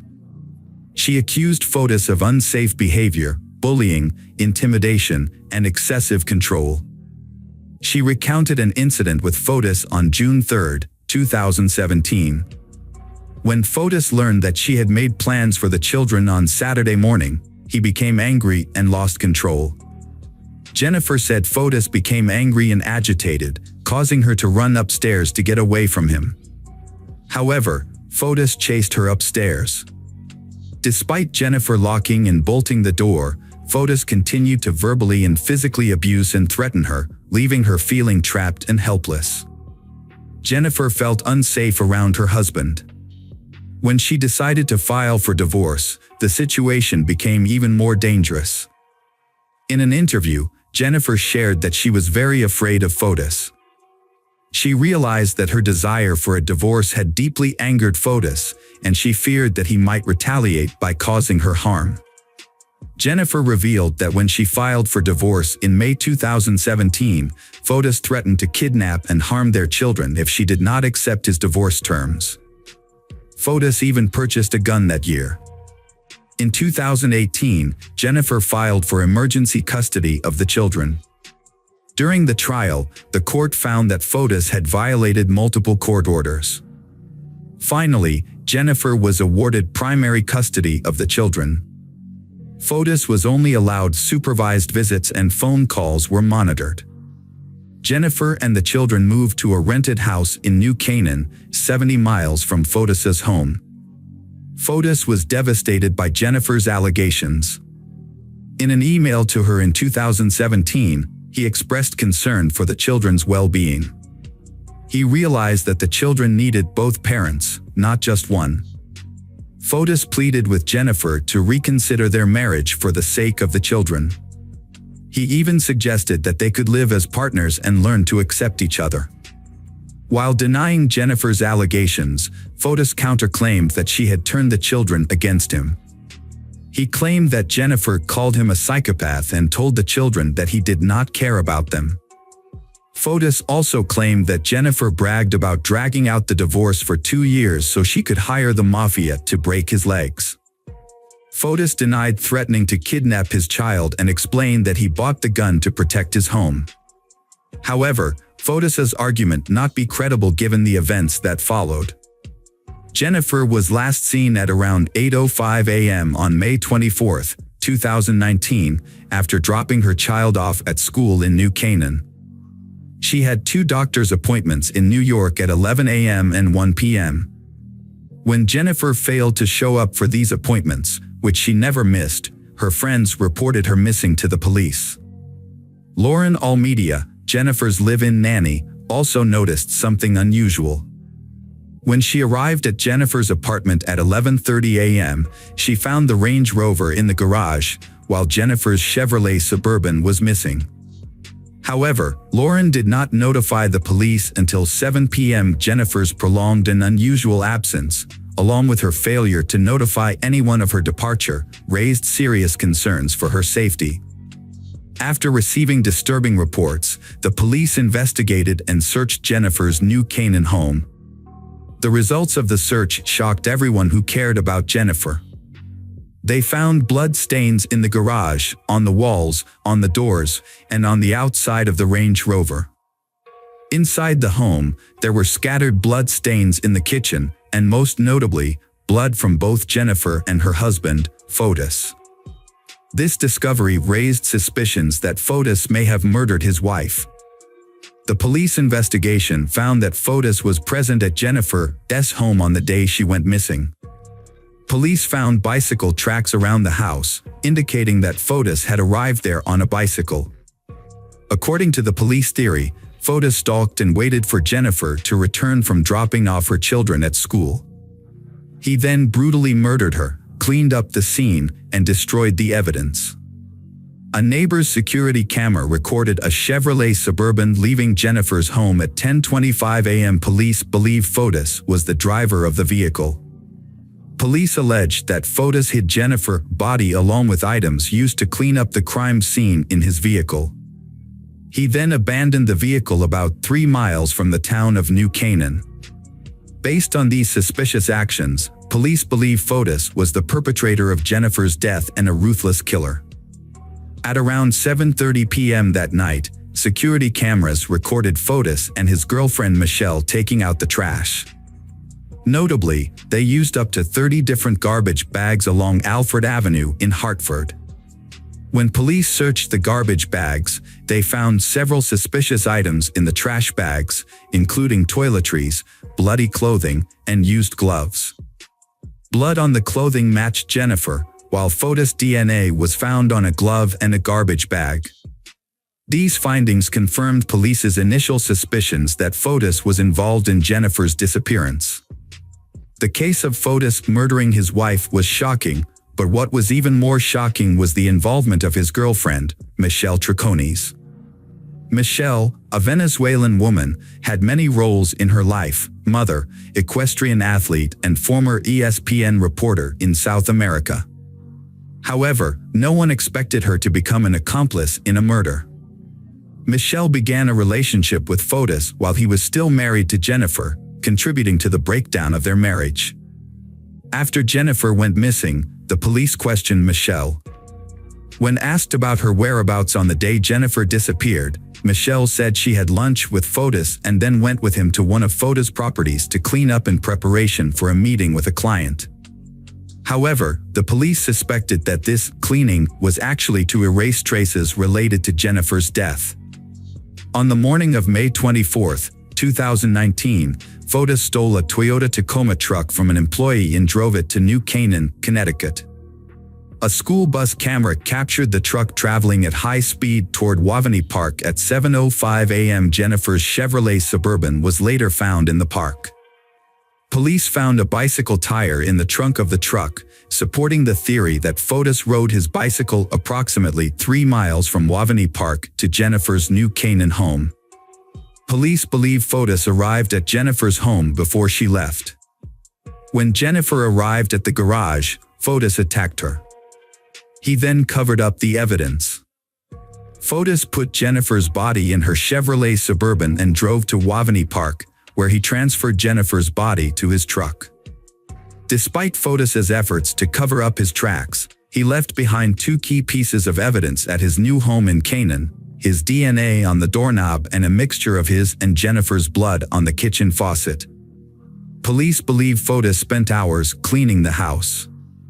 This was reinforced by neighbor surveillance footage that showed Jennifer's Chevrolet Suburban leaving the house around 11 p.m. Police were even more convinced of Fotis's guilt when he acted suspiciously 5 days after his wife's disappearance. Fotis drove away again in the truck without permission. This time, his destination confirmed police's suspicions. He drove straight to a local car wash and detail shop. Surveillance video captured a black SUV driven by Michelle following the truck. In the video, Fotis is seen stopping at a car wash, then getting into Michelle's SUV. Police suspect their intent was to remove evidence from the vehicle. However, this attempt failed when Jennifer's DNA was discovered by police on the passenger seat of the truck.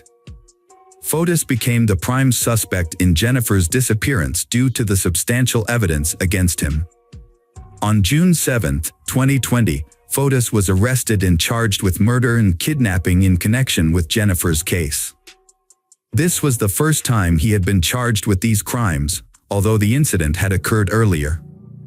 Fotis and Michelle were arrested on June 1, 2019, at a hotel in Anson, Connecticut. However, they were only charged with obstructing prosecution and tampering with evidence, not murder. This is because at the time, the police did not have enough evidence to charge them with the murder. While many may think that Fotis should have been arrested earlier on more serious charges, this only happened after the police gathered more evidence. Both Fotis and Michelle pleaded not guilty. Fotis hired attorney Norm Pattis to defend him. Norm was convinced that Jennifer was dead. Initially, Fotis and Michelle were released. However, in September 2019, they were arrested again on charges of tampering with evidence and obstructing justice. In October 2019, Fotis appeared in court to contest the charges against him. The judge said he would carefully review the case, listening to arguments from both the prosecution and the defense. During this time, Jennifer and Fotis's 5 children lived with their grandmother. The children's grandmother was granted temporary custody by the court. In January 2020, Fotis was arrested and charged with murdering his ex-wife in a Waterloo courtroom. At the same time, his girlfriend, Michelle, was also arrested for attempted murder. After his arrest, Michelle distanced herself from Fotis. In an interview, she admitted that she had made a big mistake in trusting Fotis. Before the incident, Michelle reportedly moved out of Fotis' $5 million home in Farmington with her daughter. Kent Douglas Mawhinney, a former lawyer and friend of Fotis, was also arrested and charged with attempted murder. Police aggressively arrested him. They believe Kent helped Fotis and Michelle create an alibi for the morning of Jennifer's disappearance. During the same period, Kent also faced charges of rape against his wife. He was divorced from his wife, and the situation became even more tense after he was arrested in connection with Jennifer's case. Kent's wife felt her life was in serious danger. Kent's wife reported to the South Windsor Police Department that her husband was plotting to kill her with the help of Fotis. During the investigation, police discovered that Kent was a member of the East Granby Gun Club, a local hunting group. Police were notified that a human grave had been found on land associated with the club. After searching the property, police made a suspicious discovery: a shallow grave on the secluded property. Police found 2 bags of lime and a blue tarp in the grave. But no body. They suspect that someone had dug up the grave. Although the suspects have been arrested, Jennifer's body has not been found. Her family is devastated. Although justice is imminent for their daughter, they acknowledge that arresting Jennifer's killer will not bring her back, so the family's grief will never be completely gone. Fotis was set on $6 million bail on January 8, 2020. He was released the following day, but is due back in court on February 8, 2020. Michelle was also released on bail. Kent was initially set on $2 million bail, but it was later reduced to more than $200,000. He was released on bail on October 19, 2020. After Fotis's heinous acts began to be discovered, he became extremely fearful. On January 28, 2020, Fotis failed to appear at an emergency hearing, prompting the judge to issue a warrant for his arrest. When police arrived at Fotis's Farmington home to serve the warrant, they found him unconscious in his car. Unable to face the consequences of his actions, Fotis attempted suicide by inhaling carbon monoxide. He connected the SUV's exhaust pipe to a vacuum cleaner and placed it inside his car. Police performed CPR and restored his weak heartbeat. He was then taken by ambulance to Yukon Medical Center, then transferred to Jacob Medical Center in the Bronx for hyperbaric oxygen therapy. While in the hospital, Fotis' children, who were living with their grandmother, visited him for the first time since he was charged with Jennifer's murder. Police found a suicide note in Fotis's car. In it, he wrote that he could not bear to spend even 1 hour in jail for a crime he knew nothing about. On January 30, 2020, Jacobs Medical Center confirmed Fotis' death. Police later released a report that included information from Anna Curry, Fotis' last girlfriend. Anna said she was with Fotis on the day of the emergency hearing. According to Anna, she and Fotis planned to drive to court together, but finally Fotis suggested they go separately. Anna admitted that she was panicked and she received a call from Fotis's lawyer asking about Fotis's absence from court. Anna was driving at the time and responded that Fotis was supposed to be there. The attorney said the GPS device showed that Fotis was still at his home in Farmington. Anna immediately realized that Fotis might have harmed himself and asked the attorney to call 911. After Fotis' death, the murder charges against him were dismissed on March 3, 2020. The judge ordered the prosecutor to apply null prosequi, abandonment of prosecution. This does not mean that Fotis is acquitted, but simply that the case cannot proceed due to his death. Abandonment of prosecution acknowledges this fact, but gives the prosecutor 1 year to reopen the case if he wishes. Otherwise, the case will be dismissed permanently. During the hearing, Fotis' attorney Norm Pattis wanted to clear his client's name. He claimed that Fotis was framed and argued that the framer had dumped bloody clothes and incriminating evidence in front of Fotis's house. Norm explained that if Fotis was the perpetrator, he would not have accidentally dumped these items, leading to the police discovering them on surveillance cameras. Norm asked for the Fotis estate to be substituted as a defendant, but the request was not considered. Michelle is under house arrest after being charged with conspiracy to murder Jennifer. Michelle's attorney, John Sean, admitted in an interview that his client's case has not progressed. Michelle was scheduled to appear in court on August 6, 2020, while Kent Douglas Mawhinney was scheduled to appear in court on June 2, 2020. Both have pleaded not guilty to the charges. In an interview, Michelle responded to those who judge her without knowing her well. She admitted that she can be wrong about others, but she cannot say whether Fotis killed his wife. However, she believes that believing Fotis was a waste of time, and this has been proven true.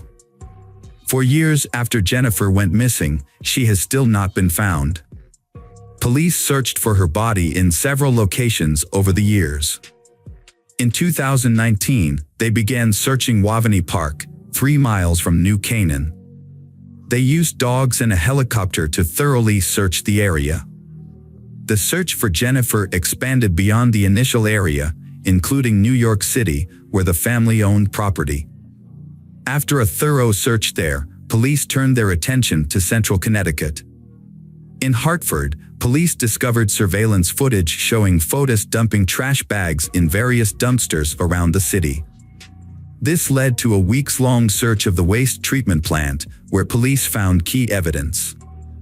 The search continued at a fishing pond in Avon that the Dullos family frequented.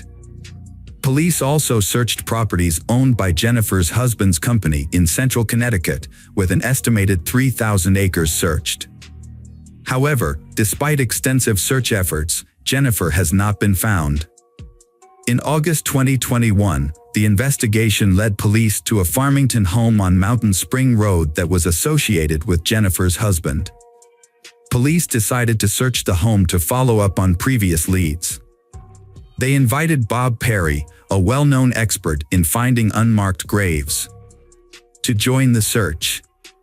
Police also brought in septic tank pumping equipment and an excavator to increase the effectiveness of the search. However, to date, police have not released any information about the discovery of Jennifer's body.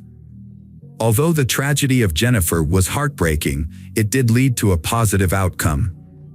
In May 2021, the Connecticut Senate passed a landmark domestic violence bill. The bill was named after Jennifer and Jennifer Magnano, two victims of domestic violence. The bill received near-unanimous support from members of the Senate. Governor Ned Lamont signed the bill into law on June 28, 2021. Jennifer's family is still deeply saddened by her passing. In a recent interview, a family spokesperson expressed their deep sorrow for Jennifer. He emphasized that her wonderful personality and optimistic spirit left a deep impression, causing even those who never met Jennifer to feel heartbroken by her disappearance. Welcome back, mystery lovers. Today's case is going to keep you on the edge of your seat. The case of Rhonda Casto. Julia Simmons lives with Stephen Nichols, a divorced stock trader, in his 3-bedroom house outside Portland, Oregon. Julia and Stephen met online while she was looking for a place to rent. Julia was impressed by Stephen's charm and kindness. While living together, Stephen met Rhonda Casto, Julia's 20-year-old daughter. Although he is 10 years older than Rhonda, Stephen was attracted to her beauty and admirable personality. Surprisingly, Rhonda also had feelings for Stephen. From there, they began a romantic relationship. As Stephen and Rhonda's relationship became more serious, they decided to live together in Stephen's apartment. During their relationship, Stephen developed a close relationship with Rhonda's family, especially with her 2 sisters, Melanie and Tessa. Tessa, who was 9 years old at the time, was very fond of Stephen because of his fun and playful personality. As the years passed, Stephen and Rhonda lived together but were not married. Rhonda often dreamed of getting married, and her friends knew this. Stephen promised to marry her in the summer of 2009. They had a baby girl, and motherhood became the best thing in Rhonda's life. Her daughter became the center of Rhonda's life, and she cherished every moment with her. She loved being a mother, but also wanted to return to her modeling career. According to Stephen, after giving birth, Rhonda gained a lot of weight and felt unhappy with her body. They decided to hike 25 of the most beautiful trails in Oregon together to help Rhonda lose weight. Stephen said that their relationship was good, they rarely argued and became closer. However, Rhonda's friends told a different story. They revealed that Rhonda had confided in them about Stephen's abuse. Rhonda even took pictures of her back in the mirror to document the bruises Stephen had caused. On March 16, 2009, Stephen and Rhonda, both 23 years old, went hiking together on the Eagle Creek Trail. During the hike, Rhonda took a picture of Stephen using his cell phone. Before leaving, Rhonda jokingly texted her mother, saying, "He's either going to give me a ring or throw me off a cliff. Haha." Initially, the weather was nice. However, Stephen later said that Rhonda began to act strangely. According to Stephen, Rhonda asked him what would happen if something happened to her and if he would take care of their daughter. He replied that of course he would. When the weather started to get worse, Stephen suggested that they go home. Stephen said that Rhonda wrapped a towel around her shoulders, called herself Superman, and ran down the narrow, slippery path. Stephen said he witnessed Rhonda slip and fall about 150 feet down the cliff on the Eagle Creek Trail. Stephen said he went down the ravine where Rhonda fell because he couldn't get a cell phone and held her body. He tried to call 911 but got no signal, so he left Rhonda and walked to the trailhead to contact rescuers. Rescuers then took Rhonda's body away. Rhonda's family claimed that Stephen showed no emotion at the funeral, but Stephen denied this and said that he cried a lot. He explained that when he was really sad, he would pull away from people and want to be alone. Immediately after Rhonda's death, Stephen quickly packed up his and his daughter's belongings and moved to the other side of Oregon to be closer to his family. This move left Rhonda's family feeling suspicious and wondering what had happened between Stephen and Rhonda in the final moments before she died. In 2012, Stephen decided to leave the United States to live with his daughter in China. This decision marked a new turning point in the lives of both father and daughter. Stephen decided to move to Wuxi, a city about 75 miles from Shanghai. He had lived in China during his previous marriage and had developed a deep love for the country and its people. During his time in China, Stephen worked as a teacher of English to Chinese businessmen. His and Rhonda's daughter, Ava, quickly adapted to her new life. Within 2 months of moving in, she was speaking fluent Mandarin. Both Stephen and his daughter are thriving and happy in China. Stephen met and fell in love with Landy Yin. Landy and Ava formed a strong bond, with Landy taking on the role of a mother figure. Stephen appreciated how Landy had stepped in and embraced the role of a parental figure to his daughter. After a year of dating, Stephen decided to take the next step in their relationship by proposing to Landy. He was very happy when she said yes. In February 2015, Stephen and Landy returned to the United States to prepare for their wedding. They decided to have 2 wedding ceremonies, one in the United States and one in China, to accommodate both families and friends. Stephen and his daughter arrived in the United States the day before Landy. When they got off the plane in San Francisco to transfer to Oregon, Stephen was approached by police and informed that they needed to arrest him for baggage issues. Stephen had no idea that this would lead to a series of events that would change his life forever. Within minutes, the police separated Stephen from his daughter. Little did he know that while he was in China, detectives had been investigating the death of his ex-girlfriend Rhonda. The suspicious circumstances surrounding Rhonda's fall from Eagle Creek prompted them to continue their investigation, and they eventually concluded that Stephen was responsible for her death. Rhonda's mother was instrumental in keeping the investigation moving forward. She regularly contacted the detectives to keep them updated. The police arrested Stephen at the airport for Rhonda's murder and took him back to Oregon. When he was arrested, Stephen claimed that he thought he was dreaming. Stephen hoped to open his eyes and find himself back home in China with Landy. However, this was not a dream, but reality. Stephen's bail was set at $2 million. He was jailed for 14 months awaiting trial. The judge reduced Stephen's bail to $250,000, which his attorney paid. Stephen was released on bail but must wear an ankle monitor. When Rhonda's family learned of Stephen's arrest for murder, they were overjoyed that justice had finally been served. Rhonda's mother, in particular, was overcome with emotion and burst into tears upon hearing the news. Stephen's arrest brought relief and comfort to Rhonda's family, who had been grieving her loss for years. After Stephen's arrest, his legal team conducted an investigation at the Eagle Creek trailhead where Rhonda died. Their goal was to conduct tests that would prove to the court that Rhonda's death was the result of a slip and fall accident, not Stephen's pushing her. During a preliminary hearing, Rhonda's autopsy revealed that all of her injuries were below the waist. This finding became a key element of Stephen's defense strategy, providing the basis for arguing that Rhonda committed suicide, not murder. Stephen's defense argued that Rhonda's pelvic injuries were caused by the impact of her fall. They argued that the evidence showed that Rhonda fell feet first, not somersaulting, suggesting that she had been pushed. In addition to presenting evidence of Rhonda's injuries, the defense also wanted to introduce notes from her therapy sessions as additional evidence. The notes show that Rhonda was depressed but never suicidal.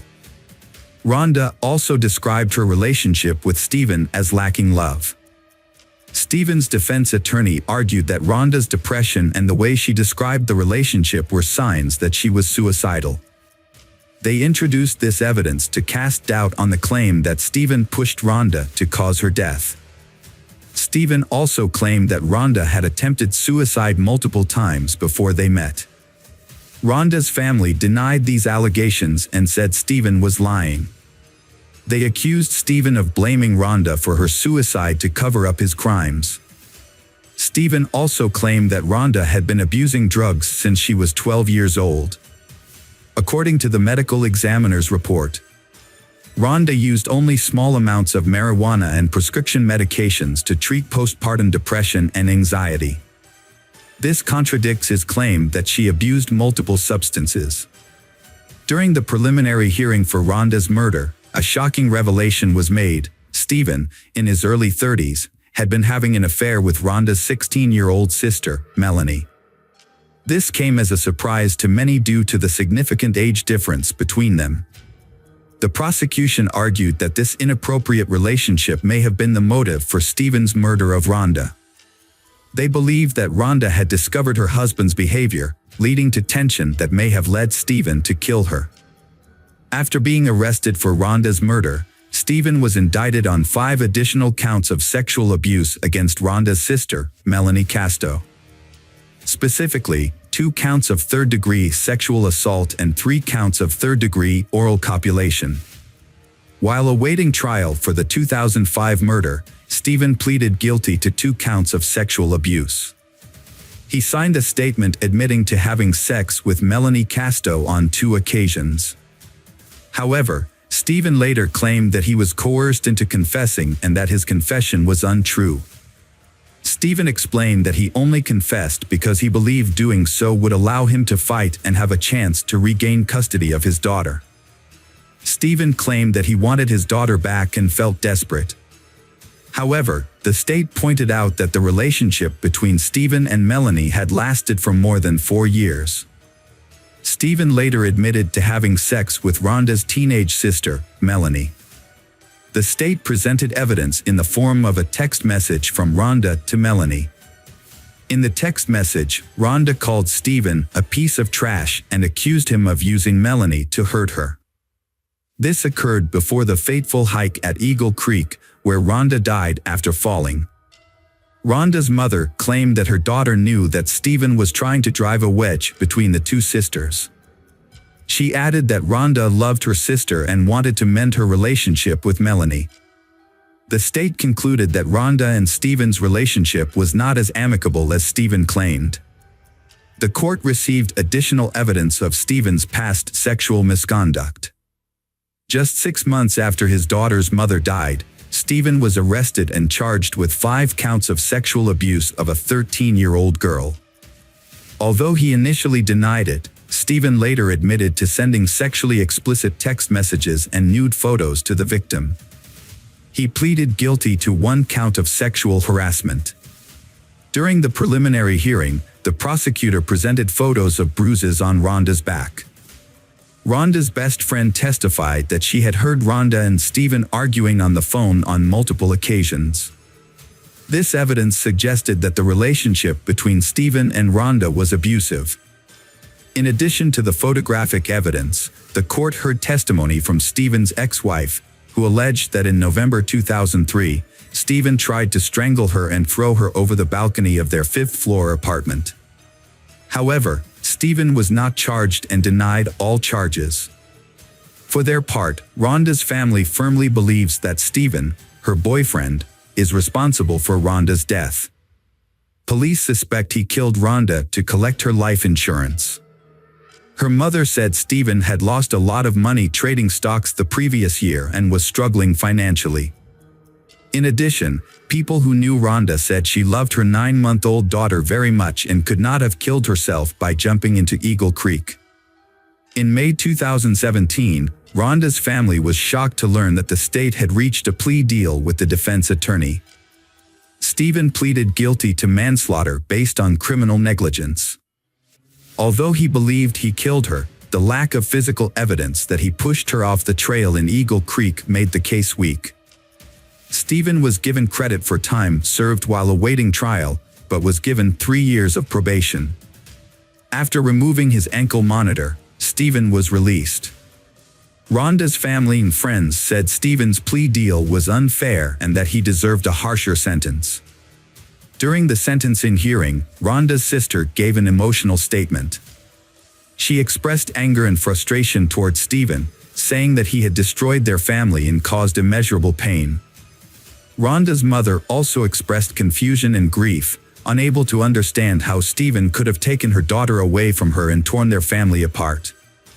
Stephen insisted that he did not force Rhonda, but accepted the deal because the time limit for regaining custody of his daughter was about to expire. He said that he was willing to take responsibility for his actions for the sake of his daughter. However, Rhonda's family and friends still did not believe Stephen's explanation. In a 2018 interview, Stephen made a shocking statement about Rhonda's fate. According to Stephen, on the day of Rhonda's accident, when he walked down the Eagle Creek Trail and found her, Rhonda was still alive. The interviewer then asked Stephen if he had put Rhonda out of pain that day. Stephen responded by presenting a hypothetical scenario of mercy killing. He argued that such an act could be considered justifiable homicide, although it would still be murder. Although Stephen did not directly admit to harming Rhonda, his comments implied that he was involved in her death. In 2017, Rhonda's mother filed for Social Security benefits for her niece, Rhonda's daughter, Ava. She claimed that her niece lived with her and promised to use the benefits to care for the baby. However, the state alleges that from April 2010 to December 2014, the time Rhonda's mother claimed her niece lived with her, the child actually lived with her biological father, Stephen. Rhonda's mother is accused of stealing nearly $40,000 from the government over a 5-year period. Her defense attorney argued that her actions were motivated by a desire to prevent Stephen from gaining custody of Rhonda's daughter and from benefiting from Rhonda's $1 million life insurance policy. According to the attorney, Rhonda's mother's goal was to protect her granddaughter from being taken advantage of. They also pointed out that she had a history of depression, which became worse after her daughter died. To cope with the pain, she used marijuana as a way to self-medicate. The defense argued that her use of the drug impaired her judgment and thinking. The judge sentenced Rhonda's mother, 53, to 1 month in prison and 3 years of probation after she pleaded guilty to welfare fraud. In addition to the sentence, she was ordered to repay $39,100 in stolen benefits. Rhonda and Stephen's daughter was placed in foster care in October 2015 after the Department of Human Services stripped them of parental rights. The decision came after Stephen pleaded guilty to sexually abusing a 13-year-old girl. The Oregon court eventually stripped him of his parental rights. However, Stephen has appealed the decision. Welcome back, detectives. Let's dive into another horrible case. The case of Adrienne Jones. Adrienne Jessica Jones lived in Mansfield in 1995. At the age of 16, she made a strong impression on the surrounding community with her beauty. Adrienne was known for her hard work in school and her passion for sports, becoming a role model for many. In 1995, Adrienne was a junior at Mansfield High School. From the moment she started studying there, she quickly became a beloved figure. Her friends and teachers admired her kindness, intelligence, and positive spirit. Adrienne was an excellent and ambitious student. She took advanced classes and spent a lot of time studying every day. Her efforts were rewarded with high grades. After graduating from high school, Adrienne planned to become a veterinarian. In addition to her studies, Adrienne is also a talented athlete. She was a member of the women's soccer team and showed impressive skills. However, after an injury, she switched to the women's cross-country team. This shows Adrienne's perseverance and adaptability in both her studies and her sports. The decision to join the cross-country team helped Adrienne maintain an active lifestyle and improve her fitness. She accepted this new challenge and worked hard to improve her fitness. With her determination and dedication, Adrienne quickly became an important member of the team. In addition to her studies and sports activities, Adrienne also worked 20 hours a week at the fast food restaurant Golden Fried Chicken. She loved the attention, especially from teenage boys in Mansfield. A close friend described her as a flirt. Adrienne spent about 2 hours a day carefully applying makeup, always wanting to look perfect. Adrienne was a normal, well-behaved teenager who still tested her parents' boundaries. She had 2 younger brothers and was well protected by her parents. Due to the high crime rate in Mansfield, her parents imposed a curfew after 9 p.m. on weekends to ensure her safety. When Adrienne wanted to go out, such as to an amusement park or the movies, she had to notify her parents and show them her ticket as proof. To prevent her from sneaking out, her father even nailed her bedroom window shut.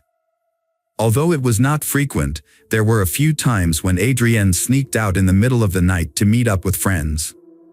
On Sunday, December 3, 1995, Adrienne was allowed by her parents to stay up late to talk on the phone with her boyfriend, Tracy Smith.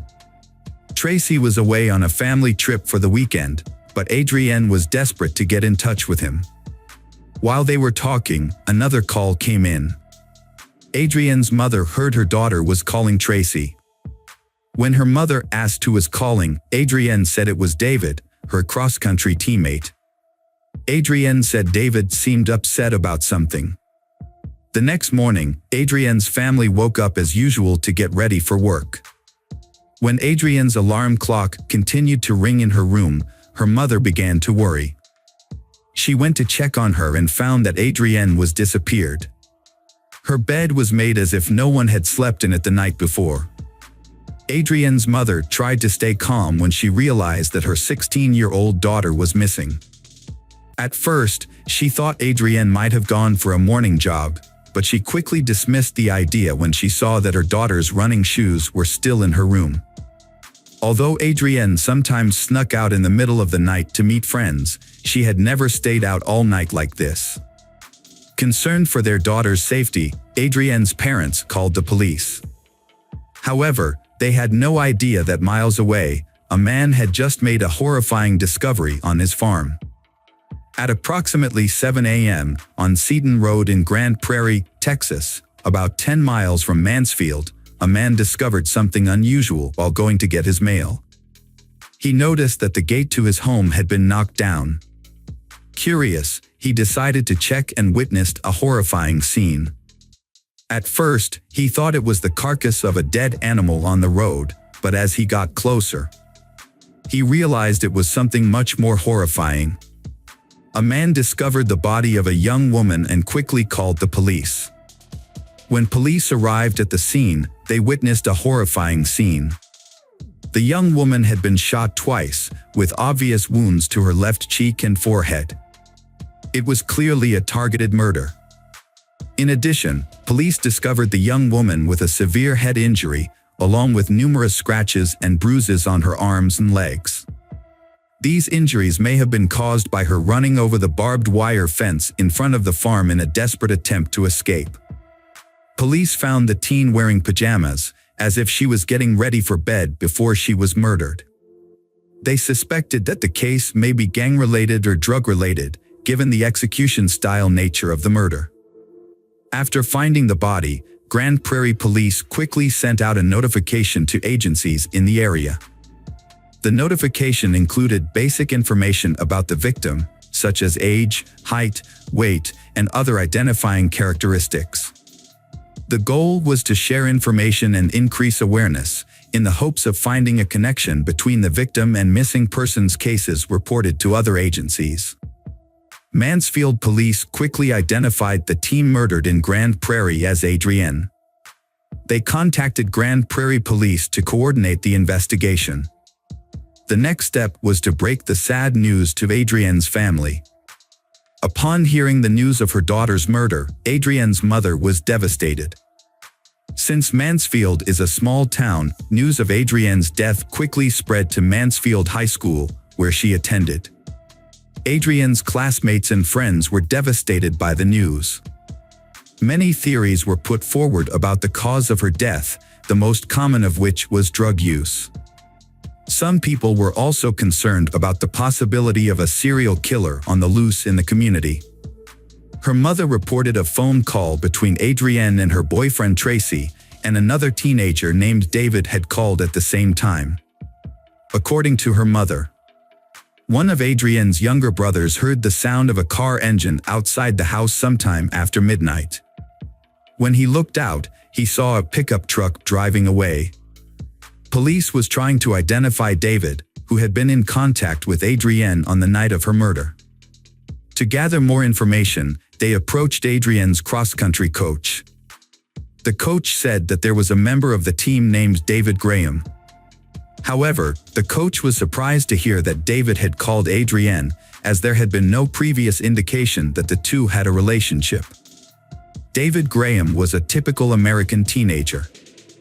At the age of 7, after seeing an air show, David decided to become an Air Force pilot and told his father about his dream. Since then, he has worked hard to make his dream come true. At Mansfield High School, David was a popular and well-liked student. He had a natural charm and was always cheerful. Although many girls were interested in him, it was Diane Michelle Zamora, a senior, who pursued David. Diane stood out from the crowd because she shared David's desire to join the military and was actively pursuing her goal. After Adrienne was murdered, the police interviewed David Graham. David admitted to knowing Adrienne since they were both on the cross-country team, but insisted that they were just casual friends. The police asked David if he had been in contact with Adrienne the night she was murdered. David denied it completely, saying that he had been home studying with his girlfriend Diane Zamora that night. The police thoroughly investigated David as a suspect in Adrienne's murder. They contacted Adrienne's friends to find out more information. One of Adrienne's closest friends said that she knew all of Adrienne's secrets, but had never heard Adrienne mention David. Furthermore, when the police checked Adrienne's phone contacts, they did not find David's phone number. This discovery further confirmed that David had nothing to do with Adrienne's murder. So the police eliminated David from the list of suspects. They turned their attention to Tracy Smith, Adrienne's boyfriend. However, the police quickly established that Tracy had a solid alibi. On the night of the murder, he was out of town with his family. In addition, Tracy voluntarily took and passed a lie detector test. This evidence further proved Tracy's innocence in the case. During his interview with the police, Tracy Smith provided important information about Adrienne's murder. He said that on the night of the murder, while talking to Adrienne on the phone, she had told him that someone named Brian had called. Based on this statement, the police investigated and identified Brian as a local teenager whose full name was Brian McMillan. The police believed that Brian might be involved in the case and needed to be further investigated. During the investigation, the police discovered important information about Brian McMillan. They learned that Brian had worked at a pharmacy near the restaurant where Adrienne worked. Brian had developed a crush on Adrienne and frequently visited the restaurant to peek at her. However, Adrienne felt uncomfortable with his constant presence. When the police interviewed Brian about Adrienne's murder, he initially denied any involvement with her. However, Brian later admitted that he knew Adrienne. The police questioned Brian about Adrienne's murder. Brian did not remember talking to Adrienne on the night of her murder. He admitted that he had been drinking that night because he was depressed and lonely. Brian also confessed that he had been at Adrienne's house on the night of the murder. At the end of the interview, the police wanted Brian to take a lie detector test, but Brian's father refused to do so for his son. A week after the police interview, Brian was arrested at home. The police thought carefully and decided to carry a weapon because they suspected Brian might have a gun. They wanted to ensure everyone's safety during the arrest. Brian was charged with Adrienne's murder. However, many of his friends spoke out in his support, describing him as a gentle person with no violent tendencies. This created a contradiction between the police's accusations and the comments of those who knew Brian. Brian's father confirmed that his son was home the night Adrienne was murdered. Brian was held in custody for 3 weeks, including Christmas and New Year's, pending further investigation and legal proceedings. During this time, the district attorney's office asked Brian to take a polygraph test, which he passed with flying colors. Due to the lack of evidence linking Brian to Adrienne's murder, the district attorney's office decided to release him. After 9 months of investigating Adrienne's murder, the Mansfield, Texas police made a major breakthrough. The information came from Annapolis, Maryland, where Diane was a student at the Naval Academy. According to reports from officers at the academy, Diane admitted to several classmates that she and her boyfriend David Graham had murdered a girl named Adrienne Jones while they were living in Mansfield, Texas. Police from Mansfield traveled to Annapolis, Maryland to question Diane shortly after receiving the information. During the interview, Diane denied all of her previous confessions. However, the Naval Academy decided to suspend her and send her home while the investigation was ongoing. After failing to get any information from Diane, the police traveled to Colorado Springs, Colorado, to interview David at the Air Force Academy. When questioned, David said he did not understand why Diane would make up the story about killing Adrienne. During the interview, David began to lose his temper and asked to write a statement. He wrote a 4.5-page confession letter detailing how he and his girlfriend Diane planned to kill Adrienne. In the letter, David recounted an incident that occurred in November 1995, when he offered to give Adrienne a ride home. On the way, they stopped in an elementary school parking lot and had sex. David felt extremely remorseful after cheating on his girlfriend Diane. He loved her very much and knew that his actions would hurt her deeply. One night, while the two were studying for the SATs together, they had an argument. Unable to bear the guilt any longer, David decided to confess. He sat down on a chair, sobbed, and admitted to Diane that he had been unfaithful. After David confessed to Diane that he had been unfaithful and had an affair with Adrienne, Diane felt extremely hurt and angry. David's betrayal had broken her heart. In a fit of rage, Diane argued and yelled at David.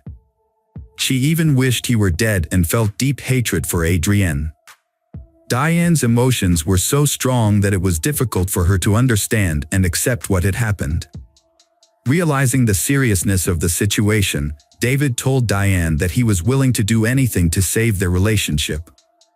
David revealed that he and Diane had decided that in order to save their love, they needed to kill someone. They chose Adrienne as their victim. In his confession letter, David recounted that on December 3rd, he called Adrienne and arranged to meet her secretly late at night. He told Adrienne not to tell anyone about the meeting. David had originally planned to meet Adrienne alone, kill her, and dump her body in a lake. However, at 2:30 a.m., David picked Adrienne up in his car, and Diane secretly accompanied him by hiding in the back seat. David drove to a remote location 10 miles from town. Here, he turned off the highway and onto a road called Satan Road. David stopped the car on the side of the road.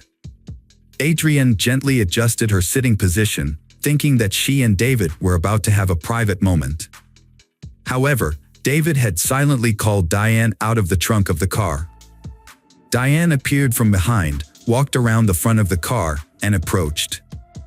As she approached, she came face to face with Adrienne, who was sitting in the passenger seat. Diane attacked Adrienne with a dumbbell from David's exercise equipment. Despite being badly injured, Adrienne escaped through the window of David's car. David and Diane panicked, so David grabbed a 9mm Makarov and chased Adrienne. Due to her head wound, Adrienne did not get far and collapsed in a nearby field. When David caught up, he shot Adrienne twice and returned to the car. After Adrienne died, the first words Diane and David said to each other were, "I love you." After David confessed to killing Adrienne, the police returned to question Diane. Surprisingly, Diane also gave her own confession. Both David and Diane were arrested and charged with premeditated murder. However, both later recanted their initial statements. David claimed that Diane was the real culprit, while Diane accused David of acting alone. In 1998, Diane's trial took place in February of that year. During the trial, several witnesses testified that Diane had shown no remorse for killing Adrienne. After deliberations, the jury returned a verdict on February 17, finding Diane guilty of premeditated murder. As a result of this verdict, Diane was sentenced to life in prison, with the possibility of parole after 40 years. In the same case, David Graham was also convicted of Adrienne's murder and received the same sentence, life in prison with the possibility of parole after 40 years. Crime fans, we've got another mysterious case to explore. The case of Crystal Rogers. Crystal Rogers, a 35-year-old mother of 4 from Bardstown, Kentucky, was known for her strong devotion to her children. She and her ex-husband Keith shared custody of their children. Despite the divorce, she maintained a friendly relationship with him for the sake of the children. At the time, her 2-year-old youngest son was with her current boyfriend, Brooks Houck. On July 5, 2015, Crystal's mother, Sherry Ballard, became worried when Crystal didn't respond to her phone calls. Crystal was a reliable and responsible who always responded to her calls, but this time Crystal was unresponsive. As the hours passed, Sherry's worry intensified, and after 24 hours without hearing from her daughter, she realized something was amiss. Sherry's instincts as a mother told her that Crystal's absence was unusual. She tried contacting Crystal multiple times, but her efforts were in vain. Sherry then reached out to Crystal's friends and family, hoping someone might know where she was, but no one had seen or spoken with her recently. Around the same time, Crystal's younger sister Brooke contacted Sherry, informing her mother that she too had been unable to reach Crystal. This makes Sherry even more worried and insecure. Crystal's boyfriend, Brooks, told her family that he had not seen her since Friday. He last saw her playing games on her phone before he went to bed. When he woke up the next morning, Crystal was gone. Brooks suspected she might have visited her cousin's house for the 4th of July celebrations. However, Crystal's mother, Sherry, became increasingly worried as she couldn't reach her daughter. She reported Crystal missing to the police department. While she was there, her son Casey received a call from a friend saying Crystal's car had been seen on the side of the road. This news alarmed Casey and his father, Tommy Ballard. They knew Crystal wouldn't voluntarily leave her car. When they arrived at the location, they found her car with a flat tire. This only deepened their concern, as they knew Crystal would have asked for help if she had car trouble. Casey and Tommy were puzzled as to why Crystal would stop the car to fix it herself. When they looked into the car, they noticed that Crystal's keys, phone, and wallet were still on the passenger seat. This discovery made them even more worried, as Crystal was not someone who would leave her belongings behind. The fact that her personal belongings were still in the car made her disappearance seem even more suspicious and unusual. After discovering Crystal's car on the Bluegrass Parkway, her father and brother immediately contacted the Nelson County Sheriff's Department. When investigators arrived at the scene, they found no signs of struggle, but one thing caught their attention: the driver's seat was positioned in a way that would have been uncomfortable for someone of Crystal's height, suggesting that someone else may have driven her car. The authorities continued to investigate and asked for help from potential witnesses. However, no one came forward with any useful information. The police then decided to use the media to appeal for public assistance in finding Crystal. They released her photo and asked for the public's help, but unfortunately, no one provided any significant leads. Tommy, Crystal's father, arranged search parties to find Crystal. The hot and humid weather made the searches challenging. Despite a large turnout, Crystal's boyfriend, Brooks, was absent. This made the police suspicious of his attitude. He seemed unconcerned about her disappearance. When questioned by detectives, Brooks provided an alibi, stating that Crystal and their young son had visited his family's farm the previous evening. They supposedly returned home around midnight, after which Brooks went to bed. He claimed Crystal stayed awake, engaged with her phone, playing games, as was her habit. In the morning, at 7 a.m., Brooks said their son was in bed with him, but Crystal was gone. Crystal's family initially suspected she might have gone out with her cousin. But those close to her dismissed this idea since she would never leave her 2-year-old son behind. Crystal's younger sister, Brooke, believed Crystal was planning to leave her partner, Brooks. According to Brooke, this was because Brooks had been dishonest with Crystal and lack of emotional attachment. Crystal told her mother, Sherry, that she wanted to leave Brooks. She said one of the main reasons was his controlling behavior towards her. Casey, Crystal's brother, had recently witnessed tension between Brooks and Crystal, including several heated arguments. The police asked Brooks to come in for questioning and take a polygraph test, but the results are not clear. Afterward, Brooks participated in a formal interview with the police. Detectives obtained video footage confirming details of Brooks' story. A video showed his truck entering the family farm, and later footage showed the vehicle leaving the property around midnight. However, because the windows of Brooks' truck were dark, police were unable to identify the occupants at the time. Brooks spent time at his parents' farm doing chores and setting a fire to burn some building materials. After for the fire to die down, he drove home.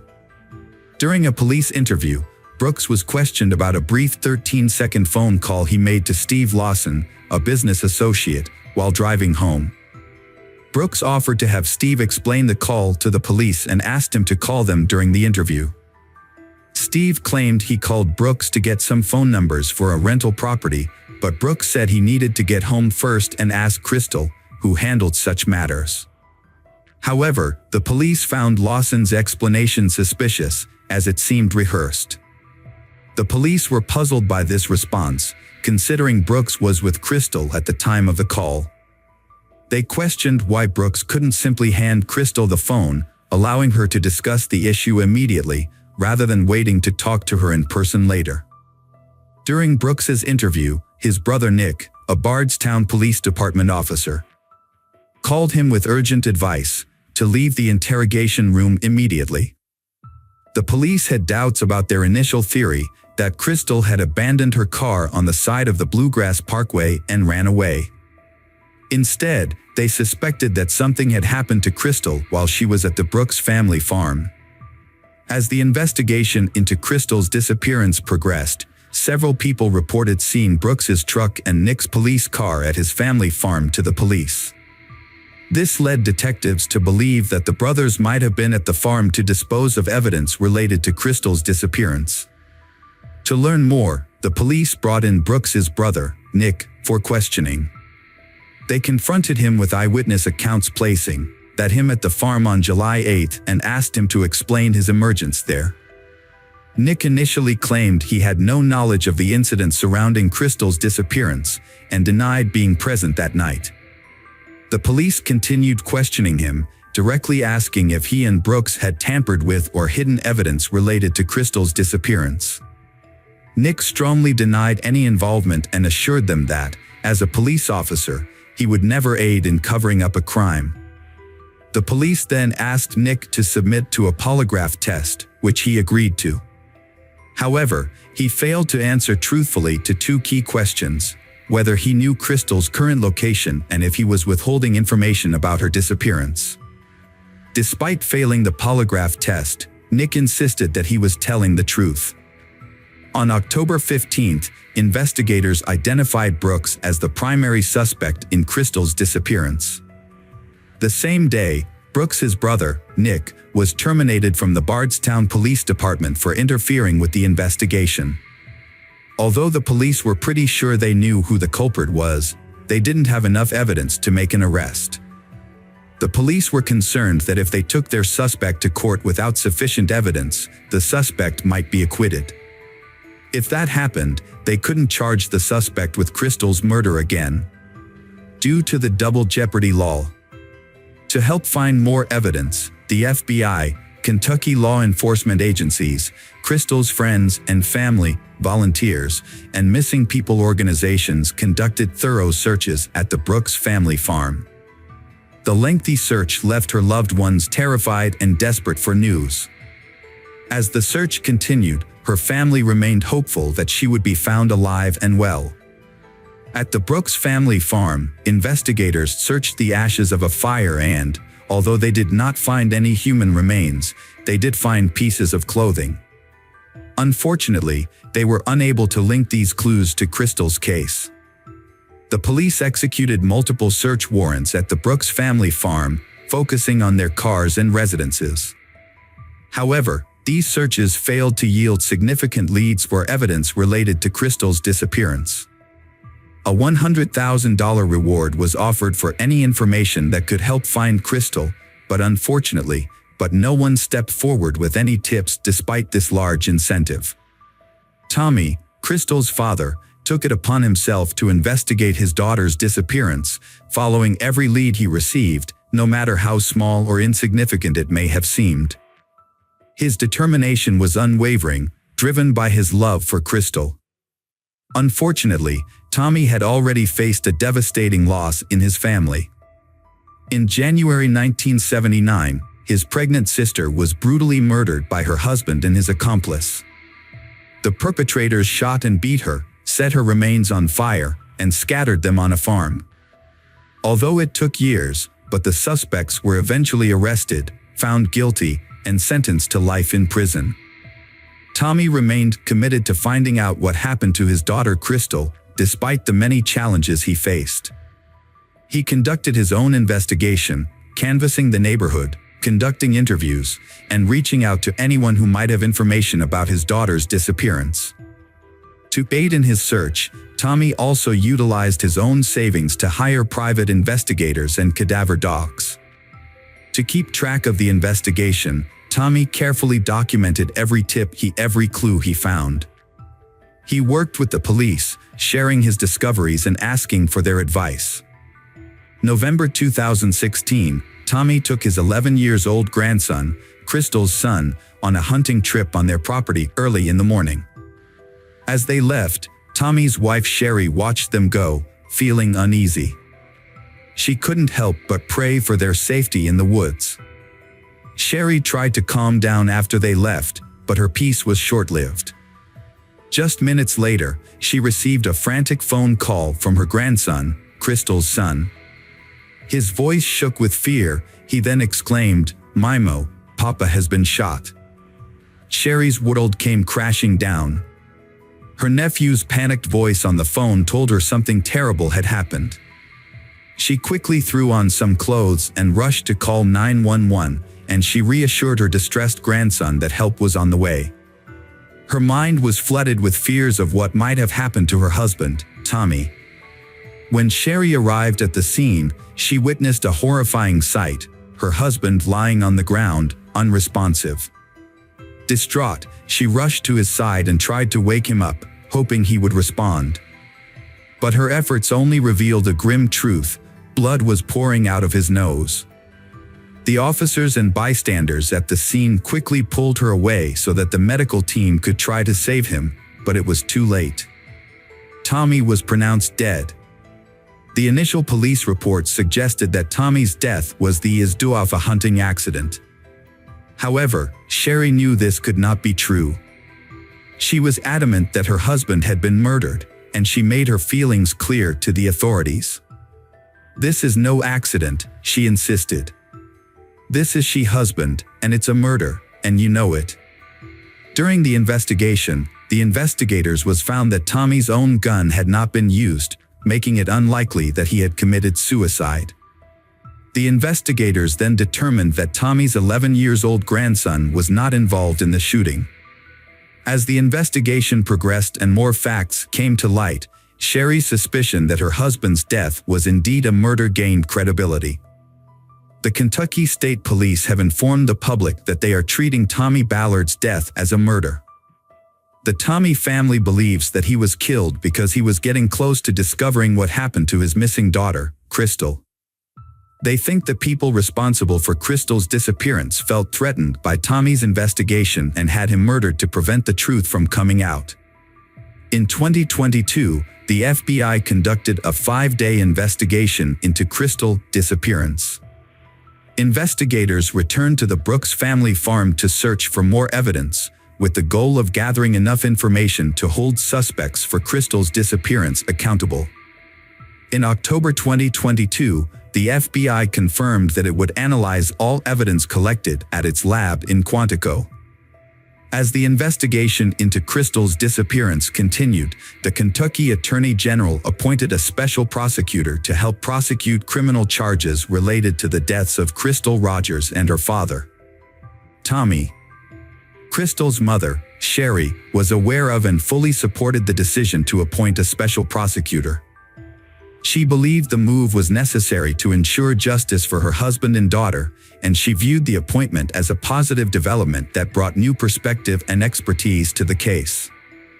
The decision to appoint a special prosecutor also showed that the case was being taken seriously and that those responsible would be held accountable. On September 2023, authorities arrested Crystal's boyfriend, Brooks Houck, and charged him with murder and tampering with physical evidence. The court set Brooks bail at $10 million and prohibited him from contacting Crystal's family members. Notably, Brooks was previously arrested in 2022 for multiple traffic offenses and was released after paying a series of fines. When Brooks was arrested for Crystal's murder, many in Bardstown brought a sense of relief. While the confirmation of Crystal's death was devastating, the community was relieved to know that justice was being pursued, bringing some sense of closure to the case. 1 month after his arrest, in October 2023, Brooks appeared in court for the first time, though virtually rather than in person. The judge inquired if the special prosecutor, Shane Young, was investigating other cases related to Crystal's case. The prosecutor confirmed that they were looking into the death of Tommy, Crystal's father, and suspected a connection between the two murders. Notably, Shane Young believed they had obtained the gun used to kill Tommy. The firearm was reportedly purchased from Nick, who allegedly used an alias during the transaction. Preliminary investigations revealed that the caliber of the rifle matched the one used in Tommy's shooting. Shane Young stated that they were examining the gun based on 5 key criteria. So far, the results have matched 4 of these criteria, suggesting a possible link between the firearm and Tommy's murder. Crystal's grandfather felt relief when the special prosecutors, Shane Young, connected the 2 murders in court. They hoped for a swift and fair outcome in both cases. However, when questioned about the allegations by Shane Young, Brooks and Brooks' mother refused to answer any questions. During the court hearing, the prosecutor alleged that the Brooks family had secretly recorded the grand jury proceedings. The prosecutor claimed that several family members Brooks were involved in this activity. Brooks' attorneys requested that the Nelson County judge be removed from the case, citing bias. They claim that the judge has had a hostile view of Brooks since 2017. The attorneys also argued that the $10 million bail is excessive and should be reconsidered. Attorneys representing Brooks argued that having a biased judge hear the case would be unfair to him. The lawyers argued that the judge's previous statements and actions showed that he was unfair. They asked the court to remove the judge and quickly appoint a new judge to ensure a fair trial. The Kentucky Appeals Court has recently made two key decisions. Firstly, Brooks will remain in jail with a $10 million bond. Secondly, the court has denied a request to remove the judge presiding over Brooks's trial.